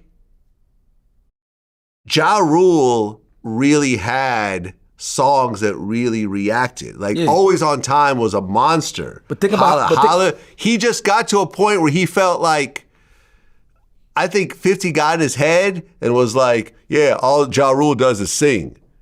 And then 50's singing. But He think does about this, 21 though. questions. Like, think about this though. Ja Rule never was the top rapper in rap. He was maybe not the top, but he was top 5 at one point. At one point for a At little one while. point. In fact, For a little Jay-Z, while. Ja Rule, and DMX had a group they were supposed to form. Yeah, no, yeah. Murder Inc. The DMX starts his Ja Rule. Ja Rule. That was the end of that, yeah. But I'm saying Drake. But that's what I'm saying. Ja Rule's was so hot. Ja Rule was so hot that at one point, DMX and Jay-Z wanted to be in a group with him. That's how hot he was. But think about Drake though. Drake's so high he became a mogul. Like Yeah. he got the OVO planes and shit. He taking Kendrick Lamar and them on tour with him. ASAP Rocky and Kendrick Lamar. Oh, yeah, no. Early on, yeah, Kendrick was opening up for Drake. I mean, but it was a time Drake ran rap for a while, for years. I mean, you could say he still runs it right now, but I feel like So I say you can't Ja Rule him. He's too big. you could Ja Rule anybody. No. I'm telling you. So that's something you said about Ja Rule, right? Always on time. Just imagine him having 78 of those. 78 He's always got on about time. maybe 3 or 4. I mean, you know what I'm saying? He got 3 But or he 4. also wrote hits like, I'm Real by Jennifer Lopez. That was his. Yo, 78. Yeah. That shit is That's a lot. That, you know what that mean? That mean he could put it on, if you just put his hits back to back to back, that could be on all day. Different Yeah. songs, the whole afternoon, all to the night. Yeah, Kendrick is 15. He had 15 hits. Yeah, he had 78. You might not get to 78. That's 5 times. More than 5 times. People not even gonna get to 78 because who's how long you gonna keep making hits? If you got Eminem, Lil Wayne, and Nicki Minaj all together, Yeah, Jay got 22, Kanye got 21. That's what I'm saying. He got 78. That shit is crazy. Like That's a crazy number. I crazy. never knew that. That's a crazy number. So I mean, he up there with Michael He's Jackson. also the Elvis and only them. artist to have 300 songs in the top 100 chart. That's 300. That's crazy. That's what I'm saying. He too big to fail. I mean, He reached 100 songs in 2015. that's what I'm saying. He's too big. He reached 200 songs in There was a time 2019. that everything he put out was like a hit. Yeah, man, listen. So Drake, I'm saying, Drake is a monster. So even if he went home and said, you know what, I don't rap no more. I don't want to see nobody no more. He's still gonna be getting tens of millions of dollars every month coming in just from the songs. Yeah, but he's been real quiet recently. Yeah, he cried. You know why? He's Because he's been not real built for quiet. he's probably not built for like stress. He probably never went through nothing. I mean, he got into it with Meek Mill. Everyone say he won that battle. Because Meek ain't coming at him hard like he's supposed to. If Meek would have came at him like he came at Cassidy, Drake would have had a problem. Because I don't think Drake can rap better than Meek Mills. Why do you think Meek stopped? People wasn't around, he wasn't pushing him, telling him like, I mean, because he was new to having money. I mean, like if he was a hungry Meek Mills, he would have destroyed Drake. I mean, because Back to Back was a hell of a song, though. But Meek, wait, you ever heard it? Well, you gotta listen to this when he dissed Cassidy. That shit was insane. Meek can rap for real. Yeah, man, I've always liked Meek as a rapper. I don't think he rocks with me like that. Although we were both the Breakfast Club together, and they kind of just separated me out because they weren't sure if there was any beef or whatever. Yeah. But I remember he walked by and my man was like, "Oh, they're like, oh, is Vlad back there? Yeah, tell him what's up." And he kept walking. So I don't think me and him have problems like that. But we've never had a conversation. We've never talked to each other. But I've always been a fan of Meek's flow. I thought he was dope. I always thought he was dope. Yeah, but yeah, man, people get in your ear. I wanted him to destroy Drake. I was like, because at the end of the day, I don't know Drake. Yeah. I mean, I like Drake. My preference, I like Drake, but like I know Meek, so like even if I'm beefing, I want you to win, bro. Like, Well, he's also home team. yeah, that's what I'm saying. Like I want you to win, but like I mean, he ain't come at him hard like, as he should have, but he did withstand it because he tried to Ja Rule Meek. He tried to, but it ain't work. I think it ain't work because Meek. Well, it's not the same Meek anymore. But I I'm felt saying, like that moment but not because of the Drake though. It's not because of Drake though. when he went to prison for a while. It was that, then the stuff the remarks and stuff he been doing, and stuff he be arguing with, that shit just kind of watered it down. But it ain't because of Drake. He came back from Drake. I mean, he hasn't had any big songs though in a while. Now he's independent. But that one song he got so big that I just think that's always gonna be something. Hold up, wait a minute. Y'all thought I was that finished. shit is insane. I was in jail when I But saw that was his shit. first song, his first major label song. That was the intro on his album. I was in the prison in the day room and they said, "Yo, your young boy on TV." I came in there and watched the shit. I said, "Oh my god, this shit is insane." That shit was so good. I was like, "Yo, nobody, even if I don't like the motherfucker, I like that song was still good as shit." That's an undeniable song. Like, I mean, so like, I mean, but Drake was so big that his fans going against you was hard to overcome that. Yeah, but look what Kendrick did. You know And in fact, look, like people forget that at one point when Drake dropped a bunch of songs like Push-Ups and everything else like that, and Kendrick wasn't responding, people are like, oh shit, Drake won. They're like, yo, it's over. Drake won. If Kendrick Lamar was from anywhere but LA, he wouldn't stand a chance. The reason he stand a chance because LA rival, he got a whole West Coast on his side, and they stick together. I mean, so like, You still got to come with the music. You still got to come with the music. I mean, but I'm saying, like, not to sound crazy, but I listen to E40 songs, right? And they love him. He's a legend out there and all that stuff. I don't understand it. I don't understand why. Like, I mean, like, if you was from Philly with the same flow, same thing, like, what the fuck? It wouldn't work. But for LA, He's from the Bay. I call it that. It's not LA. I'm saying, but people from Philly call it. I know everyone from the East Coast think that the Bay and LA are 30 minutes apart. It's a 5.5 hour drive. No, we look at it. I know, because I was out there, culture. told me he's catching the flight to San Diego. I'm saying, you catching the flight? Like, I'm catching the flight. It's far as shit, though. But I forget the whole. They got the whole. Yeah, it's a whole long ass thing. They still rock together. You can go to LA and hear music you never heard before. It's on the radio. I mean, so E40 and all that, the people, once they rock with you out there, they like a family. You got that, for sure. You got they like the game and all. They got the West Coast. No matter what, they're gonna be able to sell over there. So, for example, I was talking to Edie from the Outlaws, and he said that Kendrick made West Coast gangster music cool for the first time since Snoop and Dre did it with Death Row. Back in like the early 90s. Yeah. That's what everyone was like. Everyone wanted a Crip Walk, and I never did, but I'm saying like everyone wanted to be talking like the West Coast, and that was the cool shit, and the khakis and the Carhartt jackets. Ain't the boy OT Genesis from LA? Yeah, he is. He's from Long Beach. He's the shit. I mean, I think him better than Kendrick to me. Like, not far as he ain't rap better than me, but like far as I could relate to what he be saying more. Yeah, he's dope. You know what I mean, I think Kendrick Lamar sometimes. I never thought Kendrick Lamar would be like big as he is because I thought it was too complicated, like the shit he be saying. But they got it. They understand. I mean, they got it. I mean, he figured it out. He figured it out. But, I mean, because Kendrick, I've always said this. I feel like Drake makes better songs in terms of just like catchy songs, pop songs, club songs, whatever. Kendrick has been more creative. Kendrick will go left field. He'll create a song with a different cadence, different voices. He'll use producers that most people don't really use, and he'll create a different sound. Look, I mean, this whole GNX album, he brought in a whole bunch of local LA rappers that most people have never heard of, and it actually worked. But it's only because it's in LA. I'm just saying, like, it's LA. But that's a #1 album. That album is dominating the charts, not just LA. But I'm saying, but once you got a whole, it's like me having from Maine to Florida riding for me. Maine to Florida. If I got all the people from Maine to Florida riding for me, it's gonna be #1 album. I mean, it still has to be a hot album. But I'm saying, it still has to be hot. It don't got to be hot as it would have to be if you're from Philly. You got to get Baltimore and Virginia, and people from South Carolina, North Carolina, and Virginia talk different. Yeah. Like different shit, dress different. LA is this cohesive unit. It's like one big unit. I mean, so I just think that. I'm not saying it was a hot album. I'm just saying I think it make it easier because you got your fan base that's big as shit. Mm-hmm. You know what I'm saying? Like, I mean, because the beat selection and everything for LA is different from the East Coast. You seen Papoose and Remy Ma going at it? It's unfortunate. And Papoose's new girlfriend. I know he's Clarissa Shields, who's the boxer. He got two tough ass girls, bro. I think they both could. He might get hurt messing with them two girls. I mean, Remy Ma might stab boxer. Clarissa Shields might knock him out. One of them shoots people. So, but that's the thing. This is the first time I've seen on the internet people on the dude side. Really? Yeah, they on Papoose side more than they on Remy Ma side. Because they feel like he was a good dude. He rolled for her while she was in jail and stuff like that. I was like, about time they on the dude side. But it's unfortunate because everybody wanted to see them make it. Well, I interviewed both of them, but I've interviewed Papoose when he was going to visit her in prison. He would go up there like every day, and he would drive up like 2 hours or 3 hours or something like that. Listen, she got out, they got married, they had a kid. But it doesn't always work out, man. Relationships are hard. They're gonna get back together. I don't think so. Watch. You know why? First of all, he love her. Okay. But she might not love him anymore. But still, she took him for granted. I think she gonna miss him once he gone for a while. I mean, because niggas ain't shit. She gonna be like, all right, I gotta get my. And I think they got a family, they got a daughter. I just think they're gonna break up for a while. Yeah, but he got a kid. She also has a kid from another relationship. Yeah, but I think they're gonna be back together, hopefully, because people was really rooting for them. You know what I mean? Yeah, but he posted up a picture that she spent, Christmas with her side dude and all that type of stuff. He from Philly. You talking about East the Block Captain? Yeah, he was saying how Papoose put a tracking device in their car or something. Because though he from Philly, I can't say nothing about him because I'm real geographical like that. So shout out to East the Block Captain. You know what I mean? But my thing is this: me personally, if I know somebody somebody married, I mean, just me. I ain't gonna mess with you like you mean. Here's some OG advice from everyone that's watching this right now. Mm-hmm.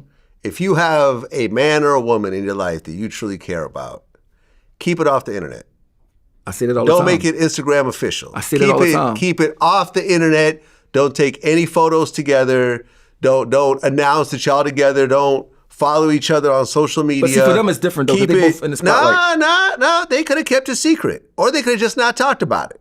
Yeah, but They could have kept it quiet, and that's the thing, man. I would hate to have to go to the internet to announce some personal relationship, romantic relationship I have with someone is now over. I got to go and make an announcement about that shit. That sounds stupid. I wouldn't have said nothing about it if I was Papoose, because I just Well, he hasn't really said much. You know, he did. I wouldn't have said nothing. Yeah, I mean, because it's just like because most of the time you're gonna lose, but for some reason, well, I hit him up. Like, I know Papoose. Like, I've been doing Papoose interviews since I was doing DVDs, and I was I don't know him personally, but I mean, the way I know him personally. Way carry stuff. I like the way he carry I'm not stuff. friends. Like, we don't hang out, but we've done interviews, and we know each other. And I hit him up. I'm like, hey, bro, I'm sorry you're going through this. If you want someone to talk to, just hit me up, because I've gone through some fucked up shit in my life that maybe you could relate to or whatever else. So he's like, yo, bro, I appreciate it. There's few dudes that will ride for their girl like that while she in jail. There's not too many dudes that will do that. Well, he even said that. He said that, dudes in jail be complaining that their girls don't visit them and stuff like that. But when you go to a men's prison, visiting room is filled with women. He said at a women's prison, it was him and this other guy. It was empty. Yeah, him and this other guy were the only people that would show up every week. He said that none of these dudes would visit their females in prison once they got locked up. It's like almost never. I never had a girl that was locked up before, but I'm pretty sure I would go see her. But I mean, and I don't think she should be leaving me when she get out. Like, you doing what? Like, no, we can't go for. So that's why I think everybody's on Papoose side. Like most people on the side because of that. I mean, but I think more people want to see them just work it out. Yeah, but all these sides is pointless, man. At the end of the day, you have to deal with that person, and it seems like they genuinely just don't like each other right now. Right now. They don't like each other right now. Right now. The weird part was like, she's like, oh, I asked for divorce and he won't sign. Last I checked, you don't have to have the person sign to get a divorce. You file for divorce. I don't even know. That's it. You go forward with it. But he wouldn't. I've never heard of someone got a co-sign a divorce. No, you filed for divorce. He would have picked the like Remy Ma is a tough girl. She's known for that bit. He would have picked the toughest bitch in the Clarissa Shields that could beat when to fight men. Like he would have. So his thing is like in tough ass girls. Like I said, he got the toughest. That's his thing. It's his thing. Well, and Clarissa Shields is, I mean, she's like a real professional boxer. And she really can fuck you, whoop somebody's ass like for real. She would do MMA.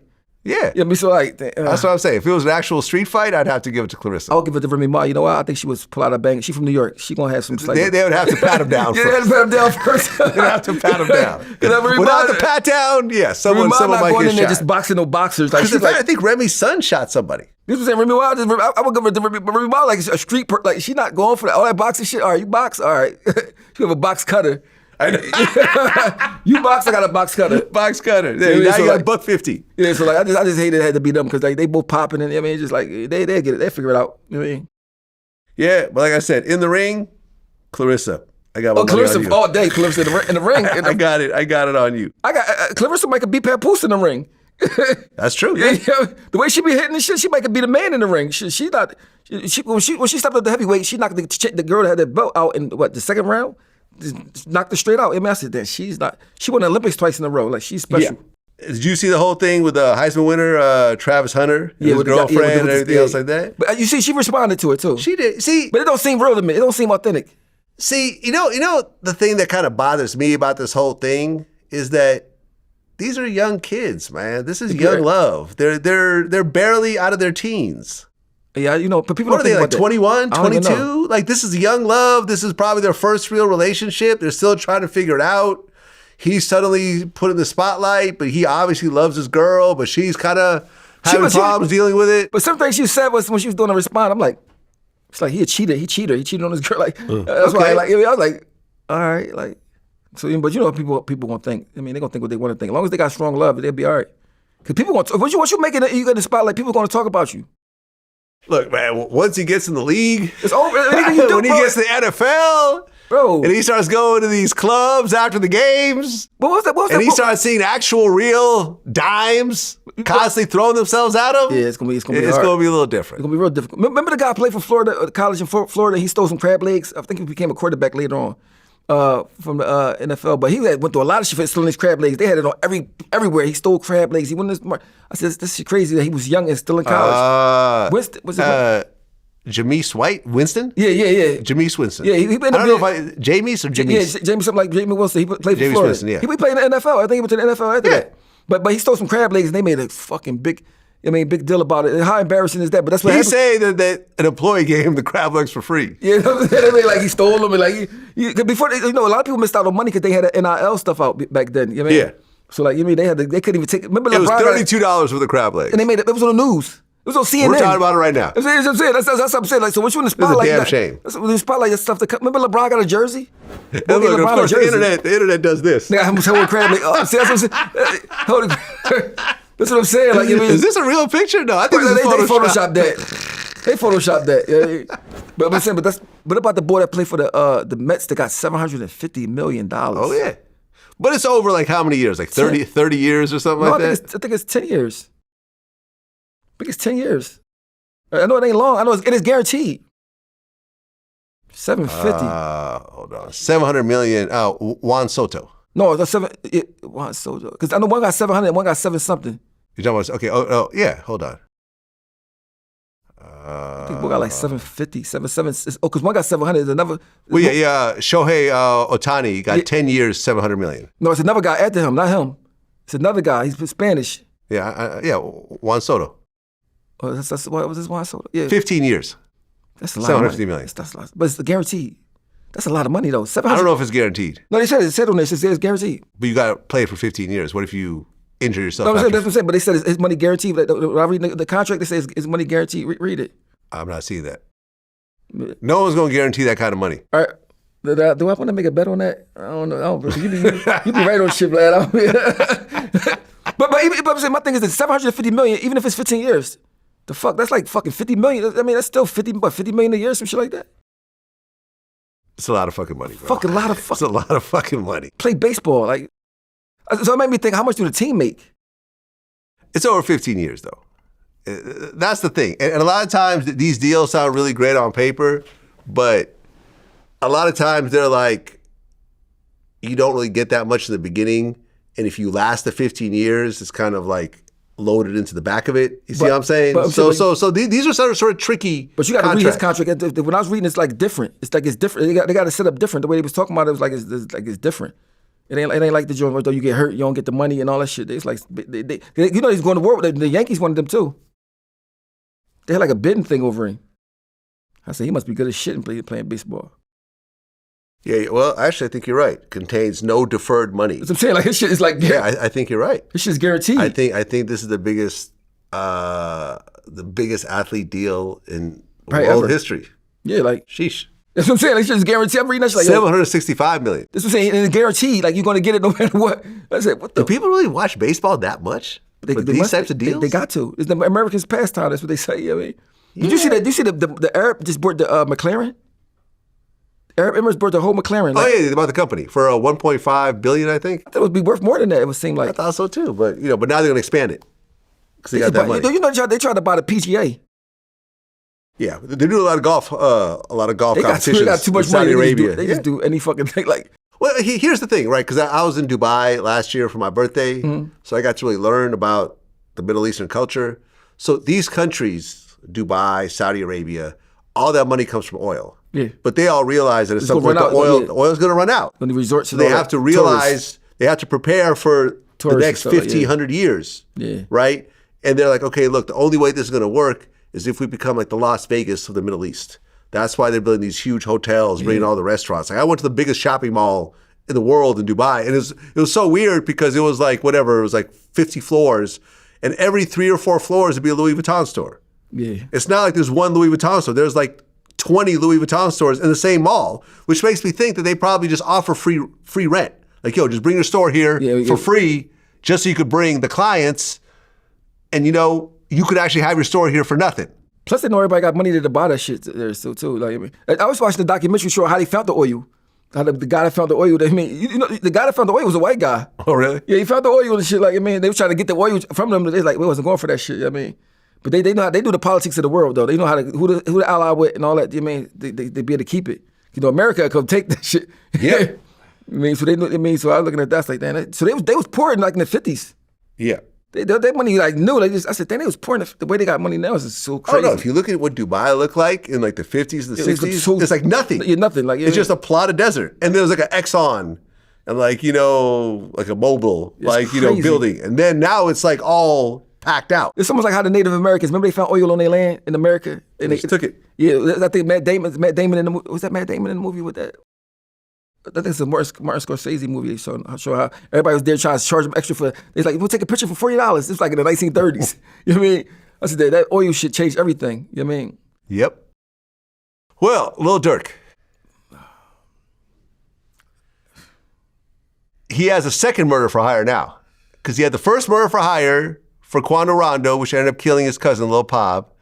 But now they're saying there's another murder for hire for the guy that killed his brother, D-Thing. For some reason, I just feel like he's gonna get out. I know it sounds crazy, but I just think he's gonna get out. I don't think there's enough evidence. I think he's gonna be able to beat it if he got a good lawyer. He got money to get any lawyer he wants. We got Drew Finley, who I've interviewed before. I think who's also NBA Youngboy's lawyer. How crazy is that? The two dudes that are at the heart of the beef are being represented by the same guy.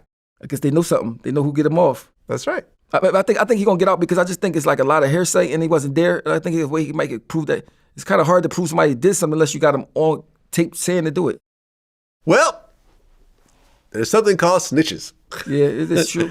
And when it comes to shit like this, I went through the paperwork. I even made a video about the paperwork, the Fed paperwork that breaks it all down. When you go through the paperwork, there's a bunch of people that are labeled as co-conspirators. Their names are redacted. One of the shooters is co-conspirator 2. But the one person that did it actually did it? One of the shooters is co-conspirator 2. And then the dude that told them that Quando's in LA and what hotel he's staying at is co-conspirator 4. They all telling. That's the assumption. So when you have a situation, now you could say, I didn't do it, but you're on a private plane with the guy that put it all together, right? The guy that got the ski mask, got the guns, who drove the car. You're on a private plane with them the day before. Everyone's being flown in on a credit card that has OTF on it.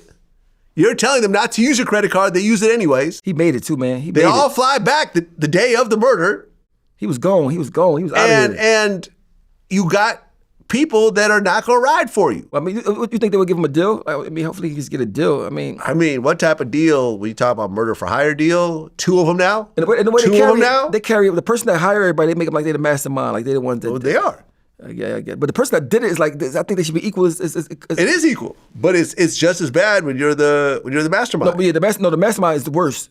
It's like the girl that got the doctor killed. Like she ain't pull a trigger, but she got some Puerto Rican guy to pull a trigger, and she got. They gave him a deal. I mean, because even though he's the one that actually shot him, because they feel like without you masterminding it would have never happened. Right, and you can't in a situation like that. You can't get off with manslaughter or whatever else. No, like y'all took a plane from the East Coast to the West Coast. You had lots of time to change your mind. At some point, Durk could have been, something, this is a bad idea. We're all going to prison. Never mind. Here, I'm going to give you all $10,000 and just go hang out, relax. Never mind. I just want to be optimistic and hopefully he get out. Because it's like, it's terrible to see somebody that made it from where he come from that big and just lose it all at that young age like that. I mean, just like. But like me and academics are talking about this, right? And like, back when you guys were on your run, you guys would talk about gangster shit, but you're not really backing it up with actual real events. You know why though? You see what I'm saying? Because this era, killing somebody is not nothing. But that's what I'm saying. Like, when you or Beanie's talking about shooting people or whatever else, these things aren't happening in real time. Especially not talking about something that you've really done. That you really did. That's crazy. That's crazy. Yeah. But in this new drill era with Lil Durk being one of the leaders, he's actually rapping about shit that's happening. In fact, one of the pieces of evidence, now they're saying that it was recorded before, I don't know, but he has a song that's almost laying out the situation that happened in LA, and he's using the scream from Quando from the news footage in the fucking song. Oh, shit. The actual scream. Now the producer's like, oh no, that was recorded beforehand. Yeah, but I think that scream was put in a little bit afterwards. Because they could probably do a comparison. I don't know, man. I wonder, see, the crazy part, in prison, they won't even let you record. Like, if you could make, I showed, what's the guy name that shot Megan Thee Stallion? He just did his drop a song. That shit is hot from prison. I mean, but like, I just know if Durk can still drop music from prison and still become like Because I mean, if not, this shit like it's just a waste of like all that star power that he had. Like I mean, because he's like the leader for like a lot of. He's like one of the top rappers in the game. He is. You know He's a top 10 rapper right now. Yeah, like and it's not like top 5, but he's top 10. It's just terrible, man. I just. Man, but look, but now they got a second murder for hire for him, and then look, I know him and his brother were super close because when me and Durk were close, me and D-Thing would talk sometimes. D-Thing was a cool ass dude. Like I was sad when I heard he got killed. Damn. But now they're saying the dude that killed him, Lil Durk, had him killed. So now he has 2 murder for hires. I can understand that though. Somebody kill your brother. I mean, you can understand, but it doesn't matter because it's still really against the law. It's against the law, but I mean, that's what I'm saying. Like when you're from a certain place and you raised a certain way, certain things you can't let slide. Even if it costs you everything, it's your brother. I understand that, but I don't understand like once you because I'm pretty sure I don't know when his brother died or nothing, but I'm pretty sure it wasn't right. How many years ago was it? I think it was maybe 2 years ago. Or it was recent? Somewhat recent, yeah. Oh, so I mean, so I understand. I know he knew the risk he was taking, but you got to take that risk. It ain't no like 2021, 3 years ago. I mean, cause I can't lie. I would do the same thing if I was something like, first, if somebody killed my brother, I gotta. I mean, because they can't let that slide. Like it's just like, but now how you do it about going about it, you got to know it's gonna cost you everything. So I mean, maybe he just knew he was taking the risk with everything. I mean, got caught. Look, you get 5 people together. Really more than 5, because like I said, there's people who called in to let you know when it is. So like, let's say there's 6 people involved. That's too many. You really think that's too many? All 6 people are gonna shut the fuck up and do life in prison and not implicate you in the shit? That's too many. I've always felt like if I need to kill somebody, I gotta go do it myself. You gotta do it yourself. I've always felt that way. I felt that if I get anyone, and look, man, we all had people. You know, when I was going through various things, like some of my guys were like, "Hey, man, listen, you give me $30,000, I'll take care of it. You know, just invite me to your house, have the money on the table, go in your bedroom, and I'll get it. You know, I'll take care of the rest." And I was like, "No." Fuck no, I don't want to tie myself into no shit like this. It's not that serious. It's actually a guy in Philly, North Philly, Puerto Rican guy. He was killing people for $100, and he just got caught up, and he's telling on everybody. Told on everybody. He's killing everybody for $100. I mean, it was easy to kill people because they didn't know him. So he might walk up on you, you might have a beef with somebody, and he just come kill you. You don't know him. So when you see him, he was killing. He just got like 4 life sentences, I think. But like, how many people did he kill? I think like 8. Damn. $100. $100. Like he was, that was like he was.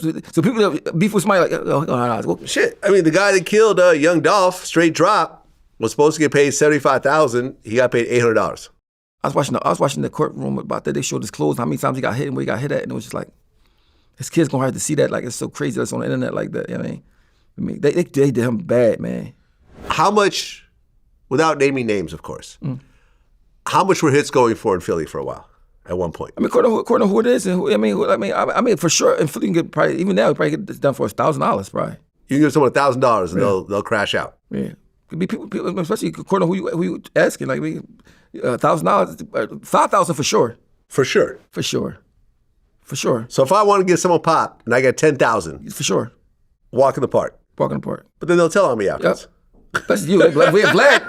I know y'all want Vlad. Yeah, he did it. It was all Vlad. The thing is with that, the murder thing, I just think it's more about, you better worry about your soul. I mean, because you go to jail, whatever, you mean, you won't be the only one in there. Everybody in jail for that shit. But like, in Philly, 10,000, man, listen, they just went in the wrong house. They thought somebody had guns in their house. Went in that wrong house, killed the guy, the son, and shot the mom 6 times. She's 60-something years old. And she called the cops, she lived. But they lock him up. They found out they was at the wrong, they was not only in the wrong house, they was in the wrong county. So it's like, say your address is Long Lane, right? You Long Lane, Manhattan. I'm in Long Lane, fucking the Bronx. The whole wrong county, and come in your house, kill you, shoot you. Mind you, y'all have nothing, y'all don't even know why they in there. They get caught, so they got caught for killing some guy, innocent guy, shoot his mom up. You know what I mean? But that's they was just for some guns. So even if you was at the right address, you're gonna do that for some guns. Look, I just interviewed Lil Woody, right? Yeah. And I waited until Young Thug got off to do this interview, because we've been talking about it for a while. But we talked about when Nut got killed. First of all, Woody's baby mother's house got shot up that same night. And then his brother's Who was Nut? Huh? Who was Nut? Nut was Donovan Thomas. He's sort of the heart of the whole YSL RICO case. He was YFN Lucci's man and also Rich Homie Quan's manager at the time. Right. And what they say was, according to, conversations. Well, it was in the paperwork, and me and Rich Homie Quan had a conversation before he died about this, where basically the story was that Young Thug wanted to sign Quan didn't want to sign, and they kind of started pressuring him, and Nut, who was like a high-ranking gang member from Atlanta, he got in the middle of it, and his brother got into it with Woody and stuff like that, and then they ended up killing Nut. Right. Now, who did it? It's a little bit fuzzy. They saying that Young Thug was the one that orchestrated it, but, ultimately that was never proved, and that's why he walked. But the night it happened, when Nut got killed, Woody's baby mother's house got shot up, and then his brother's neighbor's house got shot up. They realized they got the wrong house. They went back and shot up his brother's house. Oh, shit. In Atlanta? In Atlanta. All this happened within like a few hours. It was a mess. But yeah, people's relatives, like people's neighbor's house got shot. Listen, man, I was talking to this girl recently, and I probably shouldn't be saying this, but fuck it. I was talking to this girl recently. Her boyfriend gave her a car. They broke up. She wanted the car back. Or he wanted the car back. She said no. A couple days later, she was at work.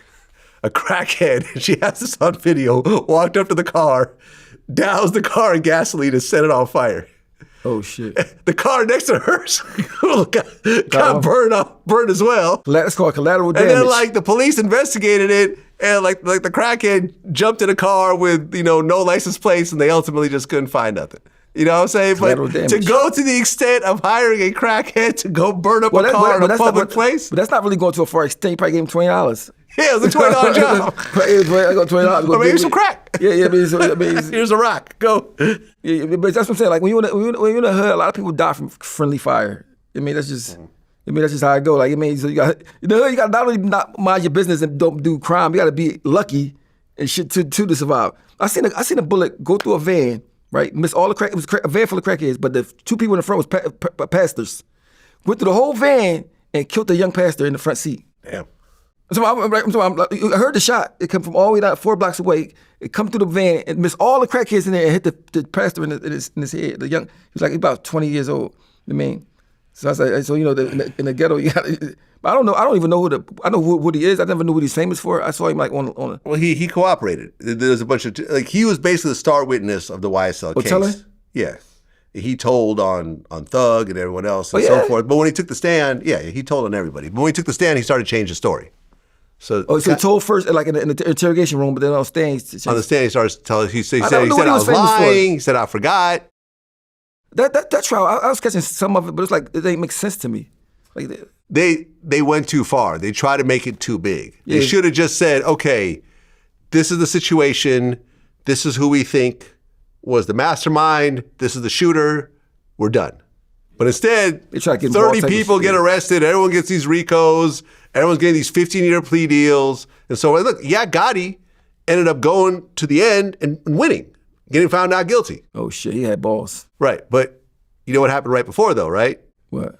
They released footage of him cooperating. Oh, shit. And basically saying that he'll set up Young Thug and everybody else like that. Whack 100 released the footage right before the trial. Everything. He got. And then Gotti got stabbed up in jail, like the next day. Because that jail they in Fulton County, that joint treacherous. I was in that joint. That shit 400 stabbings last year. Fulton County? Yes. Let me tell you why it's so treacherous. That's every day there's a stabbing. I'm about to tell you why and on certain days there's two. I'm gonna tell you why it's so treacherous. I was there. I was in there like for a couple months. I was in there for homicide. So when you go there on the homicide, like if you're in Philly like for homicide, you can go to any block. In Fulton County, you go to the 7th floor. So now you want to block everybody in this for homicide. Huh. So and they say murder on your armband. Instead of saying murder on your armband, they go in there and there's no guards in there. The guards, like the way it's made, is like the guards on the roof. Like you don't see them. Huh. They can see you through the roof, some type of see through. Like it's so the inmates run that shit. Like it's like then when I got this, I didn't have a cell. I had to sleep on the floor. That shit, I had a mat on the floor. Like that shit. I said, I had to get the fuck out of there. Like that shit was that jail was more dangerous, more crazy than any jail I probably been in as far as county wise. You know what I mean? Yeah. No, I heard that. The way it's built is so shoddy. It is. That you could dig into the walls and make shanks out of the wires in the walls. Yeah. Bro, the metal wires in the walls. The inmates jam all the doors so they don't shut. Yeah. So and I heard you could dig through the walls to get at your enemies. That's crazy. Like Yeah, it's just nuts. See, I was there 24 years ago. Shit. Right? When I was there, I seen some boy come in and they stumped his gold teeth out. Right? They got the gold teeth shit down there, and they took the teeth and melted them out. They was, I guess, for money. I don't know what the fuck. They just had the boy teeth, took the teeth and put them in the mill. Like, smelled.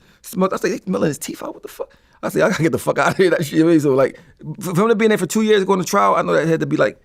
But he from down there, so it might be different for him. For me, I talk different. Everything was different. That shit was like, I had to get the fuck out of Fulton County, man. I mean, so Atlanta been wild like that. You know what I mean?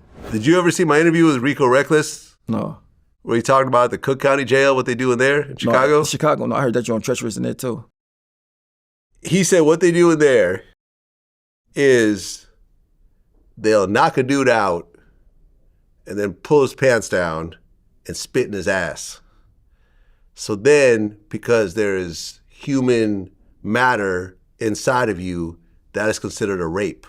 So then they have to go and tell your family that you've been raped and then go through all this. Oh, this to try to play you? Yeah. See, that's crazy. Like Chicago different. Yeah. I watched the footage. They got like, I think it was a rapper that they found out was gay or something from in jail. They showed him like sitting on his, I mean, just for the big county jail. Usually county jail don't usually do all that. Usually when you go upstate, they do all that. But county jail usually don't be like rape and all that. I said, that county jail is crazy. Cook County Jail. I said, So Terrence Gangster Williams had this arch enemy named Lil Diesel from the Melf.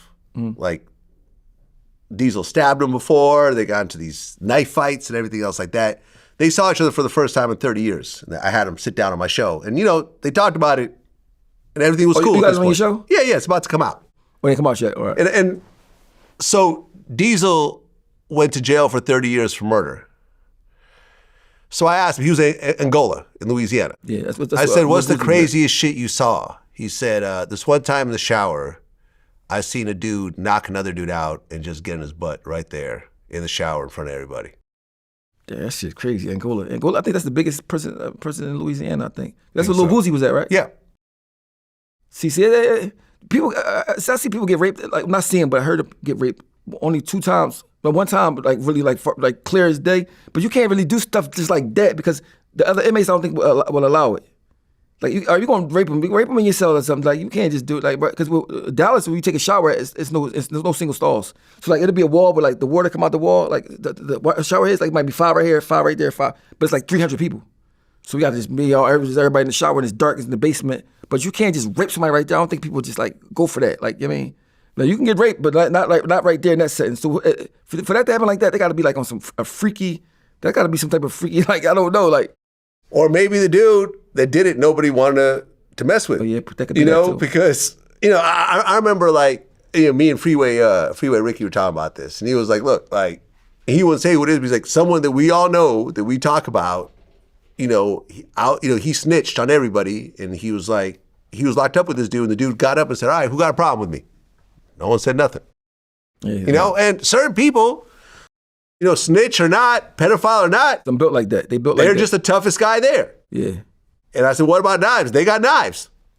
They'll beat you up and they'll stab you. I seen a guy, right? This guy, he from Pittsburgh. He had killed 9 people, whatever. But he's been in jail a long time. He got mental health issues, whatever. I seen 2 guys arguing about who's going to have him. Like, you had him for 3 years now. It's my turn. Let me get a chance to have him. Boy, like, you about to go home. And they were arguing back and forth. Meanwhile, the guy that they was talking about was just standing there with a coffee. Like, well, what y'all going to do? Like, which one of who I'm going with? Like, I said, just seeing these men doing this, right? And one of the guys was about to go home. And I said, imagine if people could just see this with their own eyes, like, as far as on the streets, especially the young people. Make them like, you don't want to come here, bro. Because people don't really tell the truth about prison when they come home. They make it seem like everything's cool. People have boyfriends in prison. Yeah, and then have a wife waiting outside. Listen, I remember this dude, this weed guy, the guy, he got caught smuggling a bunch of weed, Johnny Mitchell. He was saying his prison, the talk was that if you stop doing gay shit for 6 months, you could say you're not gay. Man, listen. I remember Terrence Gangster Williams told me about how he would see older dudes try to trick younger guys, and they would say shit like, your hand can't be gay. Yeah, or they'd be real nice to him for a while. Yeah. Then like, you owe me this, bro. You got to pay me. You owe me. I done got you a phone calls. I done did this. Like, what you got? And then, no, you can't pay him, but you got to do something. Or they might slip something in your drink, make you fall asleep, make you drowse. There's so many ways for them to get you. Like, if you're young, is that you got to be mindful. Like, you might think everything is sweet, and it look innocent sometimes at first, but they're plotting on you. It's diabolical in jail. It's more mental than anything else. I'm gonna play you like. I have professional comedians on my show, right? I have the greats. I have the D.L. Hughley's. I have Earthquake. You know, T.K. Kirkland. Like, you know, I've had great comedians. But I've never laughed as hard as my man Rico Reckless when he told this story. Hold on. Rico Reckless. Let me play this. Is he not even a comedian? No, he's a rapper out of Chicago. Tory Lanez in prison right now. He actually got transferred, I think. You know what's crazy is I met Tory Lanez. I got the Ewald went to the studio with him one time. Okay, how'd that go? Because of man, we got a homie up in New York, man. So like that's like his security homie. You know, he a real crip. That's our homie though. But Tory was cool. He ain't never give me like weird vibe. Like he'll shoot a bitch. He ain't never like, you know, he didn't give you shoot a bitch vibes? Yeah, nigga get shoot a bitch vibes, man. Like Tory right here, he'll shoot a bitch. You can tell. Like he'll shoot a bitch. Like it's all you can tell nigga will shoot a bitch. Like but not Tory. Real emotional, man. How small? Because I've never met Tory. Like the Tory thinks I have something Johnny against him. I don't have anything against him. See, Johnny Cashflow introduced us to Tory Lanez. So he was always like, "This is my brother. He good." And Tory Lanez was rich as fuck. Like he used to be balling the fuck out. Like he made like R&B kind of music. Yeah. So like them niggas get money. Right. But then it's like Meg was big as fuck. He was little as hell. He shot that bitch. Cause she would just grab him, like, get your little pig. He was little. Get your stupid. He didn't like pick him up swinging over like head, shit, throw him across the room, feet swinging and shit. Man, he shot that bitch. Put her hand on his forehead. He's trying to swing. He can't reach. Let me at him. Was Tory Lanez real small? Hey, Tory, what? Tory right now, like he in jail. Like, man, I don't know why I shot that bitch. Niggas go to jail. I knew why you did the dumb shit you did. Like, man, I should. You know what's crazy though? We actually broke this story. We found out that he was actually offered a 4-year plea deal and he turned it down. Man, I would have took the. How much time you end up getting? 4. Could have done it 2. Take the what and lead the what? Now you got what? 10. It's hard to take that shit when you up winning though. They Like, finna be, man, somebody finna kind of snuggle your last in that motherfucker. He little as hell. He in LA too. Big ass motherfucker, bald head. So a honey bun right on his bed. He can walk in his head like a honey bun. What is this? And the last honey bun he ate in that motherfucker. That's how they get you too. It's how they get you the candy bar. He gonna be spooning. Like, well, you know, man, spoon, that's the proper term. He was snuggle this ass. He gonna be like, man, I hope they don't put this shit on camera. Yo, Lil Jacob off fast, like, what's going on? You know what's crazy though? You taking it on this? The way Tory Lanez talking on that new song though, he talking like he running the jail. Yeah, he's like, I got PayPal my niggas up here, and I guess he paying them. I guess he paying people off or whatever. But I still don't understand what happened with that case. I mean, she got shot, and she like people saying he didn't do it. He did. I don't fucking do it. He shot. I think there was a struggle over the gun. I think he was mad. He probably got beat up a little bit in the process. By her? Probably. Oh shit. Probably got beat up by her a little bit. He mad. I think it was more like a dance, bitch. Like he probably shot at the ground, not trying to hit her. Maybe he was drunk or something. They were all drunk. Everyone was blitzed. They were just at Kylie Jenner's house. Everyone's drinking, whatever else. He talented as fuck too, man. He is. He talented as fuck. He is. I mean, I couldn't believe he was from Toronto. I'm like, he from Canada. I'm like, he from Canada? So this honey bun thing is real? That shit is real. Let me see how real it is. It's this word. Everyone, when you go to prison, do not take the honey bun. If you go to Pennsylvania, leave that honey bun on the bed. Listen, do not eat it. In Pennsylvania, you go before you go to one jail, you go to another jail. It's a transition jail, right? Called Camp Hill. They show you a tape of what not to do. And one of them is don't take. If somebody put something on your bed, don't take it. Even if it's a guard, don't take no candy bars, no honey bun, none of that shit from nobody because they gonna say that you owe them for that. It's a tape they show you. Gotta watch it. It's part of the mandatory thing you gotta watch when you get to Camp Hill. Even though most people been in jail already know that shit, but if you don't, you gotta watch. You see it. So in the video, it's a white guy, right? It's a black inmate. The inmate put hey man, what's your name? Where you from? Oh, okay. You hungry? Leave a candy bar on his bed. So the guy come in the cell. This on the tape. He eat the candy bar. Like, yo, was it good? Like, yeah, you owe me now. Like, I don't have anything. You got something. You got something. Oh, you got something. The tape's so funny. The shit funny, but it really go down like that. Like, I mean, that shit. You got something. It's so crazy that they found out that the guard is we had a hospice in the jail. Yeah. People about to die. So back the hospice is only one guard because they all about to die. And it's one inmate. Why the inmate and the guard was back there fucking the hospice inmates?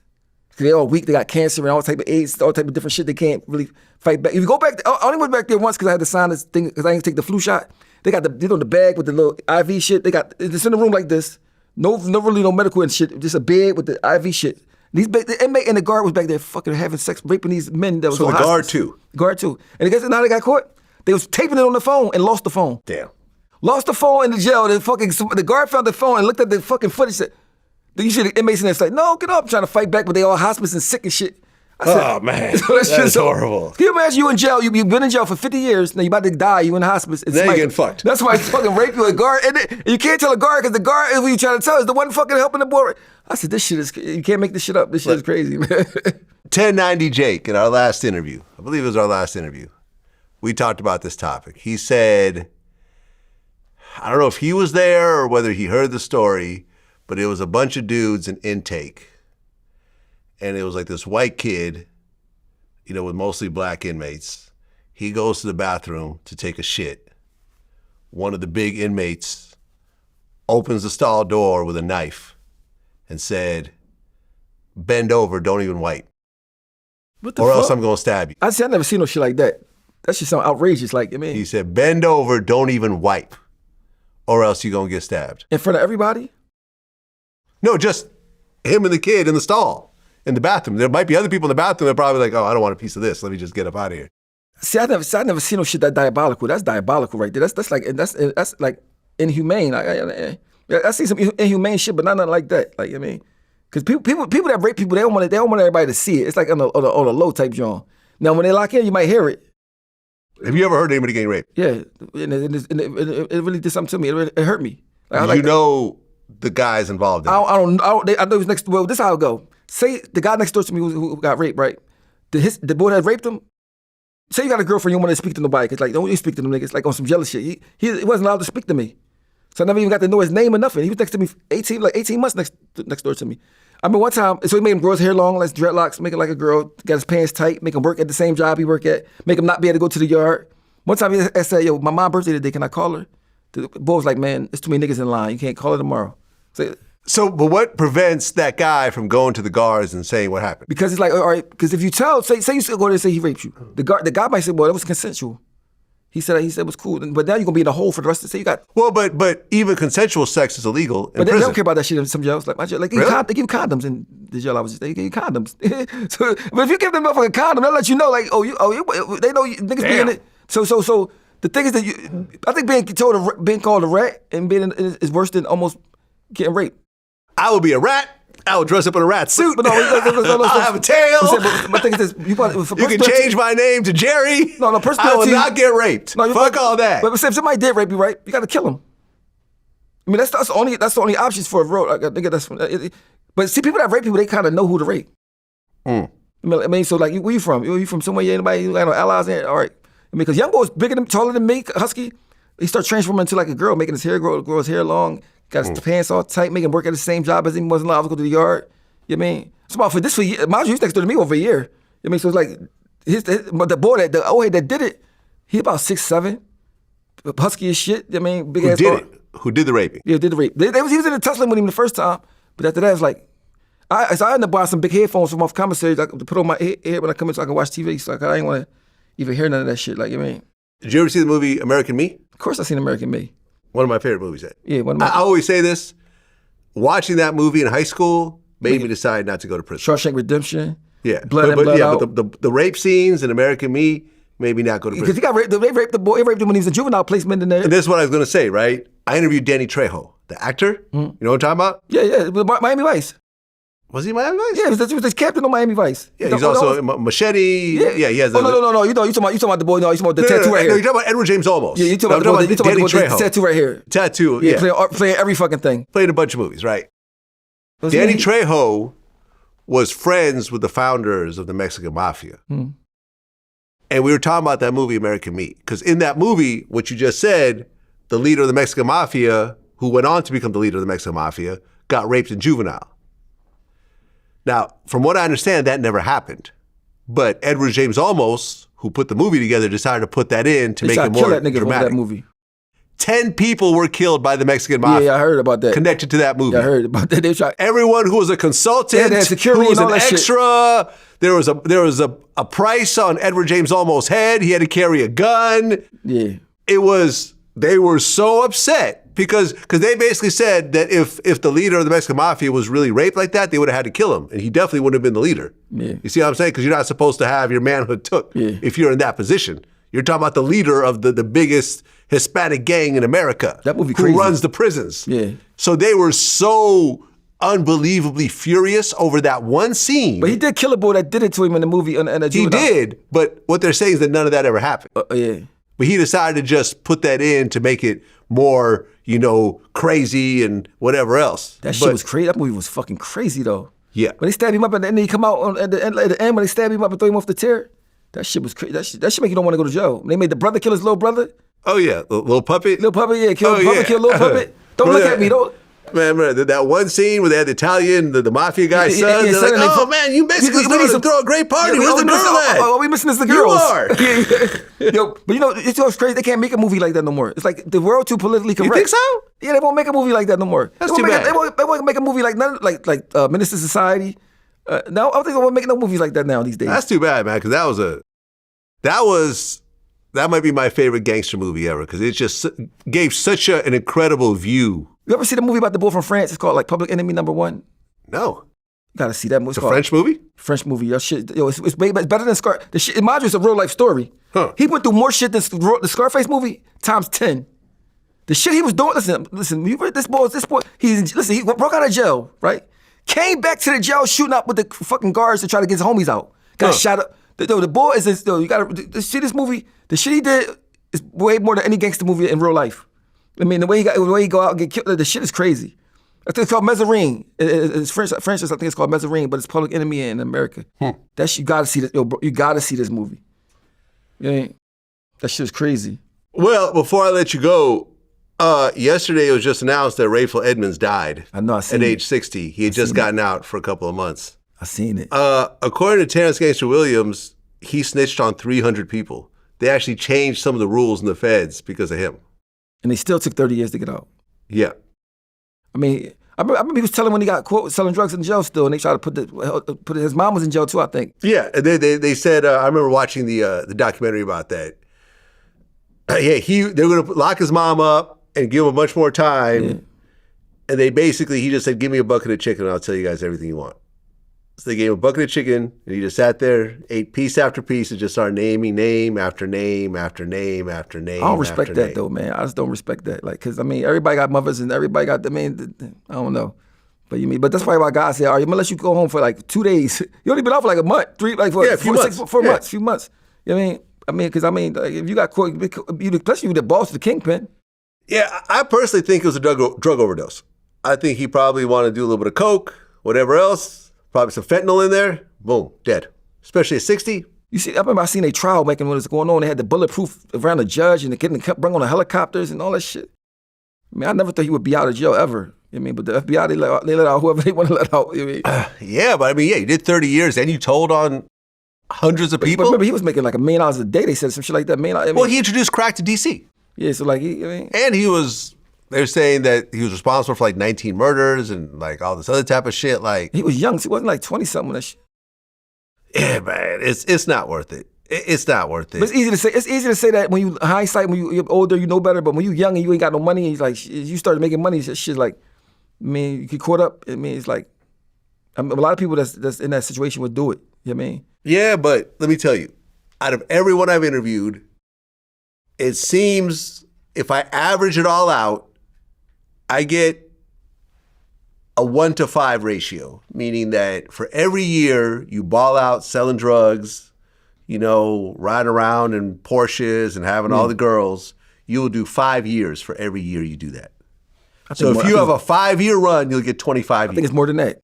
Think it's more? Yeah, because I know people that had 1-year runs and got fucking life. Damn. You know what I mean? 2-year runs got life. You know what I mean? Because Pennsylvania play hardball, so like. Shit. But no matter what, it ain't worth it.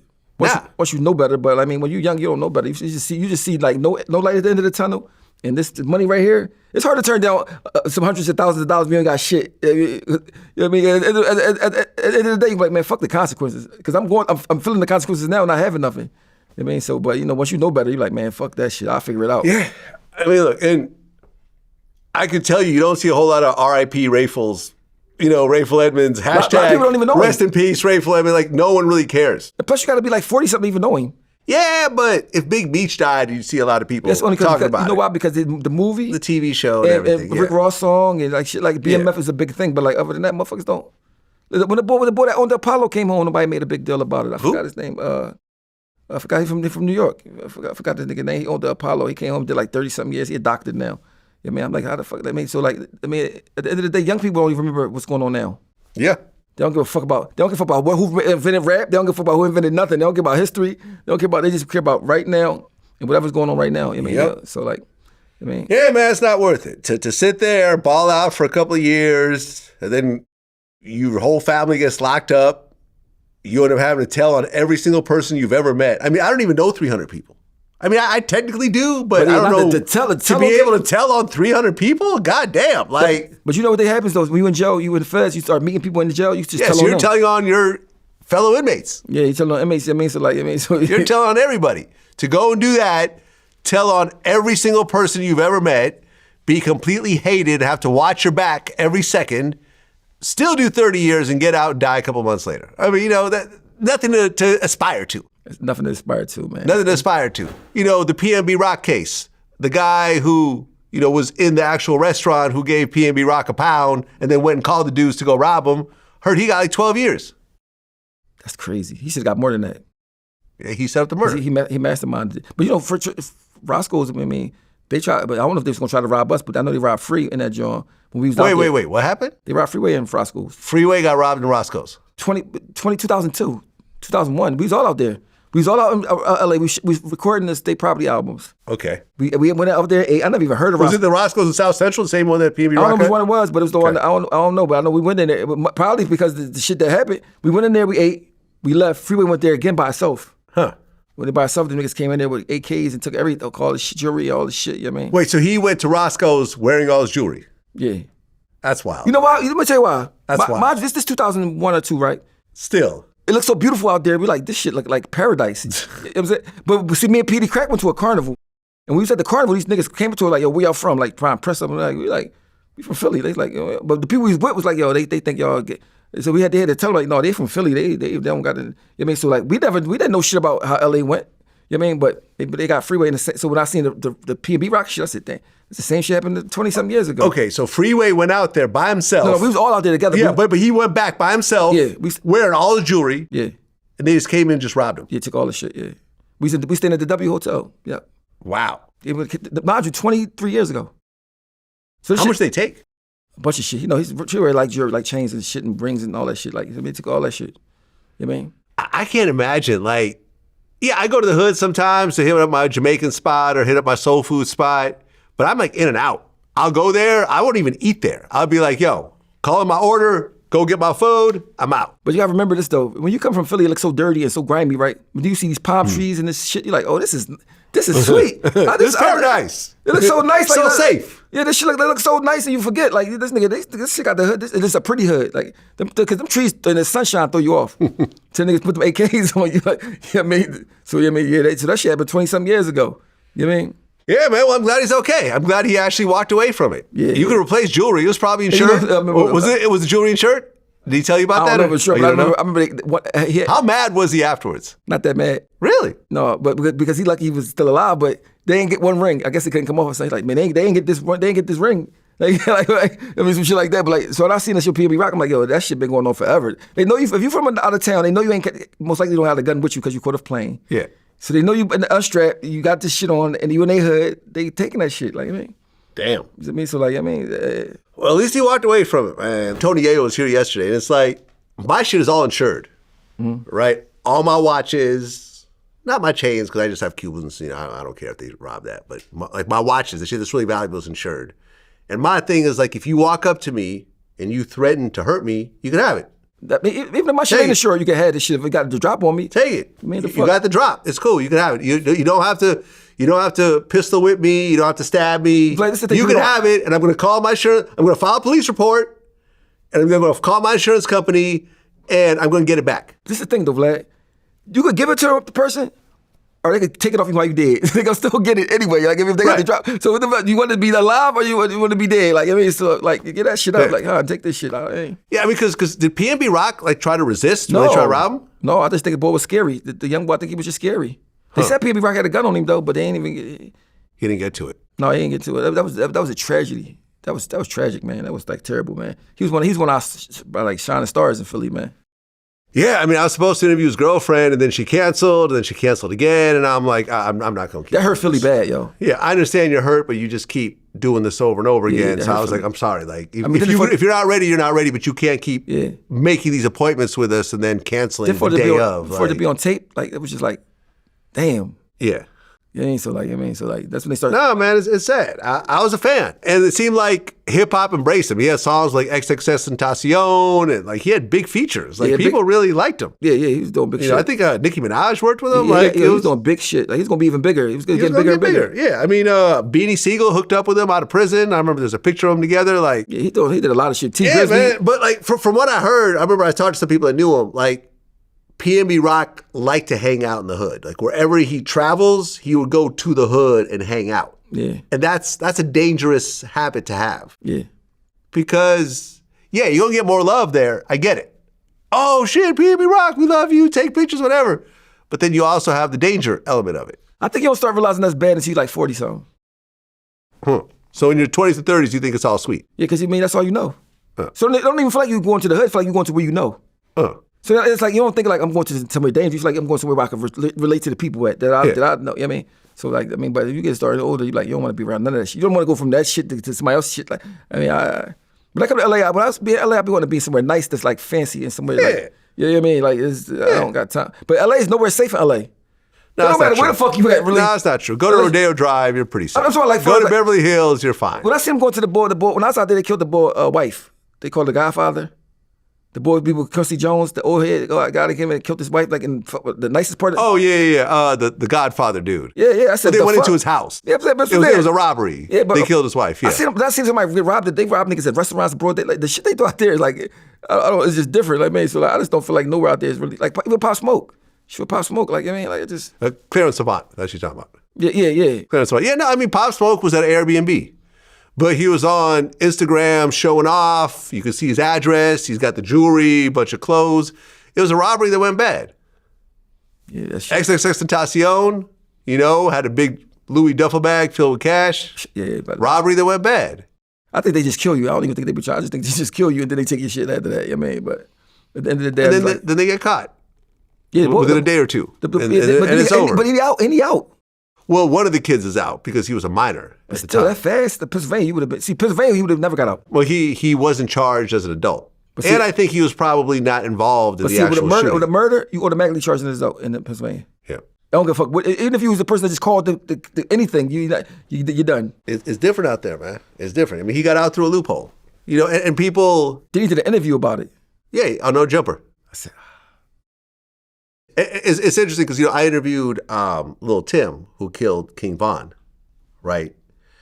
And I remember Adam 22, he did a post. He was like, everyone's mad at me over killing one of Pop Smoke's killers, but I don't hear anyone mad at Vlad for interviewing Lil Tim, who killed King Von. And I had to call Adam and say, it's a different situation. The guy you interviewed would still be in prison right now if it wasn't for a loophole for him being young. The guy who I interviewed killed somebody in self-defense and got off because of stand your ground, because he was protecting someone who was getting attacked. It's a different situation. Killing someone over a robbery is different than killing someone out of self-defense. Yeah. See what I'm saying? So you can't really compare the two. Plus it was so fresh, right. It was so fresh. Like, and then they robbing Pop Smoke, so it's like a bad thing. I mean, y'all going in there to rob him, so it's like, it's definitely a different thing. It's different, man. It's sad. I talked to Pop Smoke a couple of weeks before he died. Like, we were supposed to do an interview. We kept talking about it, but we just were not in the same spot every time we talked. He was popping too. He'd have been big right now. Be huge. He just had an album. I called him to congratulate him over the album he had with Travis Scott. Yeah, he would have been super big right now. I mean, he's like an official guy, like you can tell us from the streets for real. That you feel happy to see a person like him make it. I mean, that shit was like, as soon as he started popping, it's like it was over. Like that shit. It's over. Yeah, it was quick. Yeah, man. So that's what it is. Oschino. Always a pleasure. I see y'all again, man. Shout out to all the real niggas. Y'all remind me of me. Shout out Jerome Hunt, man. I love y'all, even if y'all don't love me back. Peace.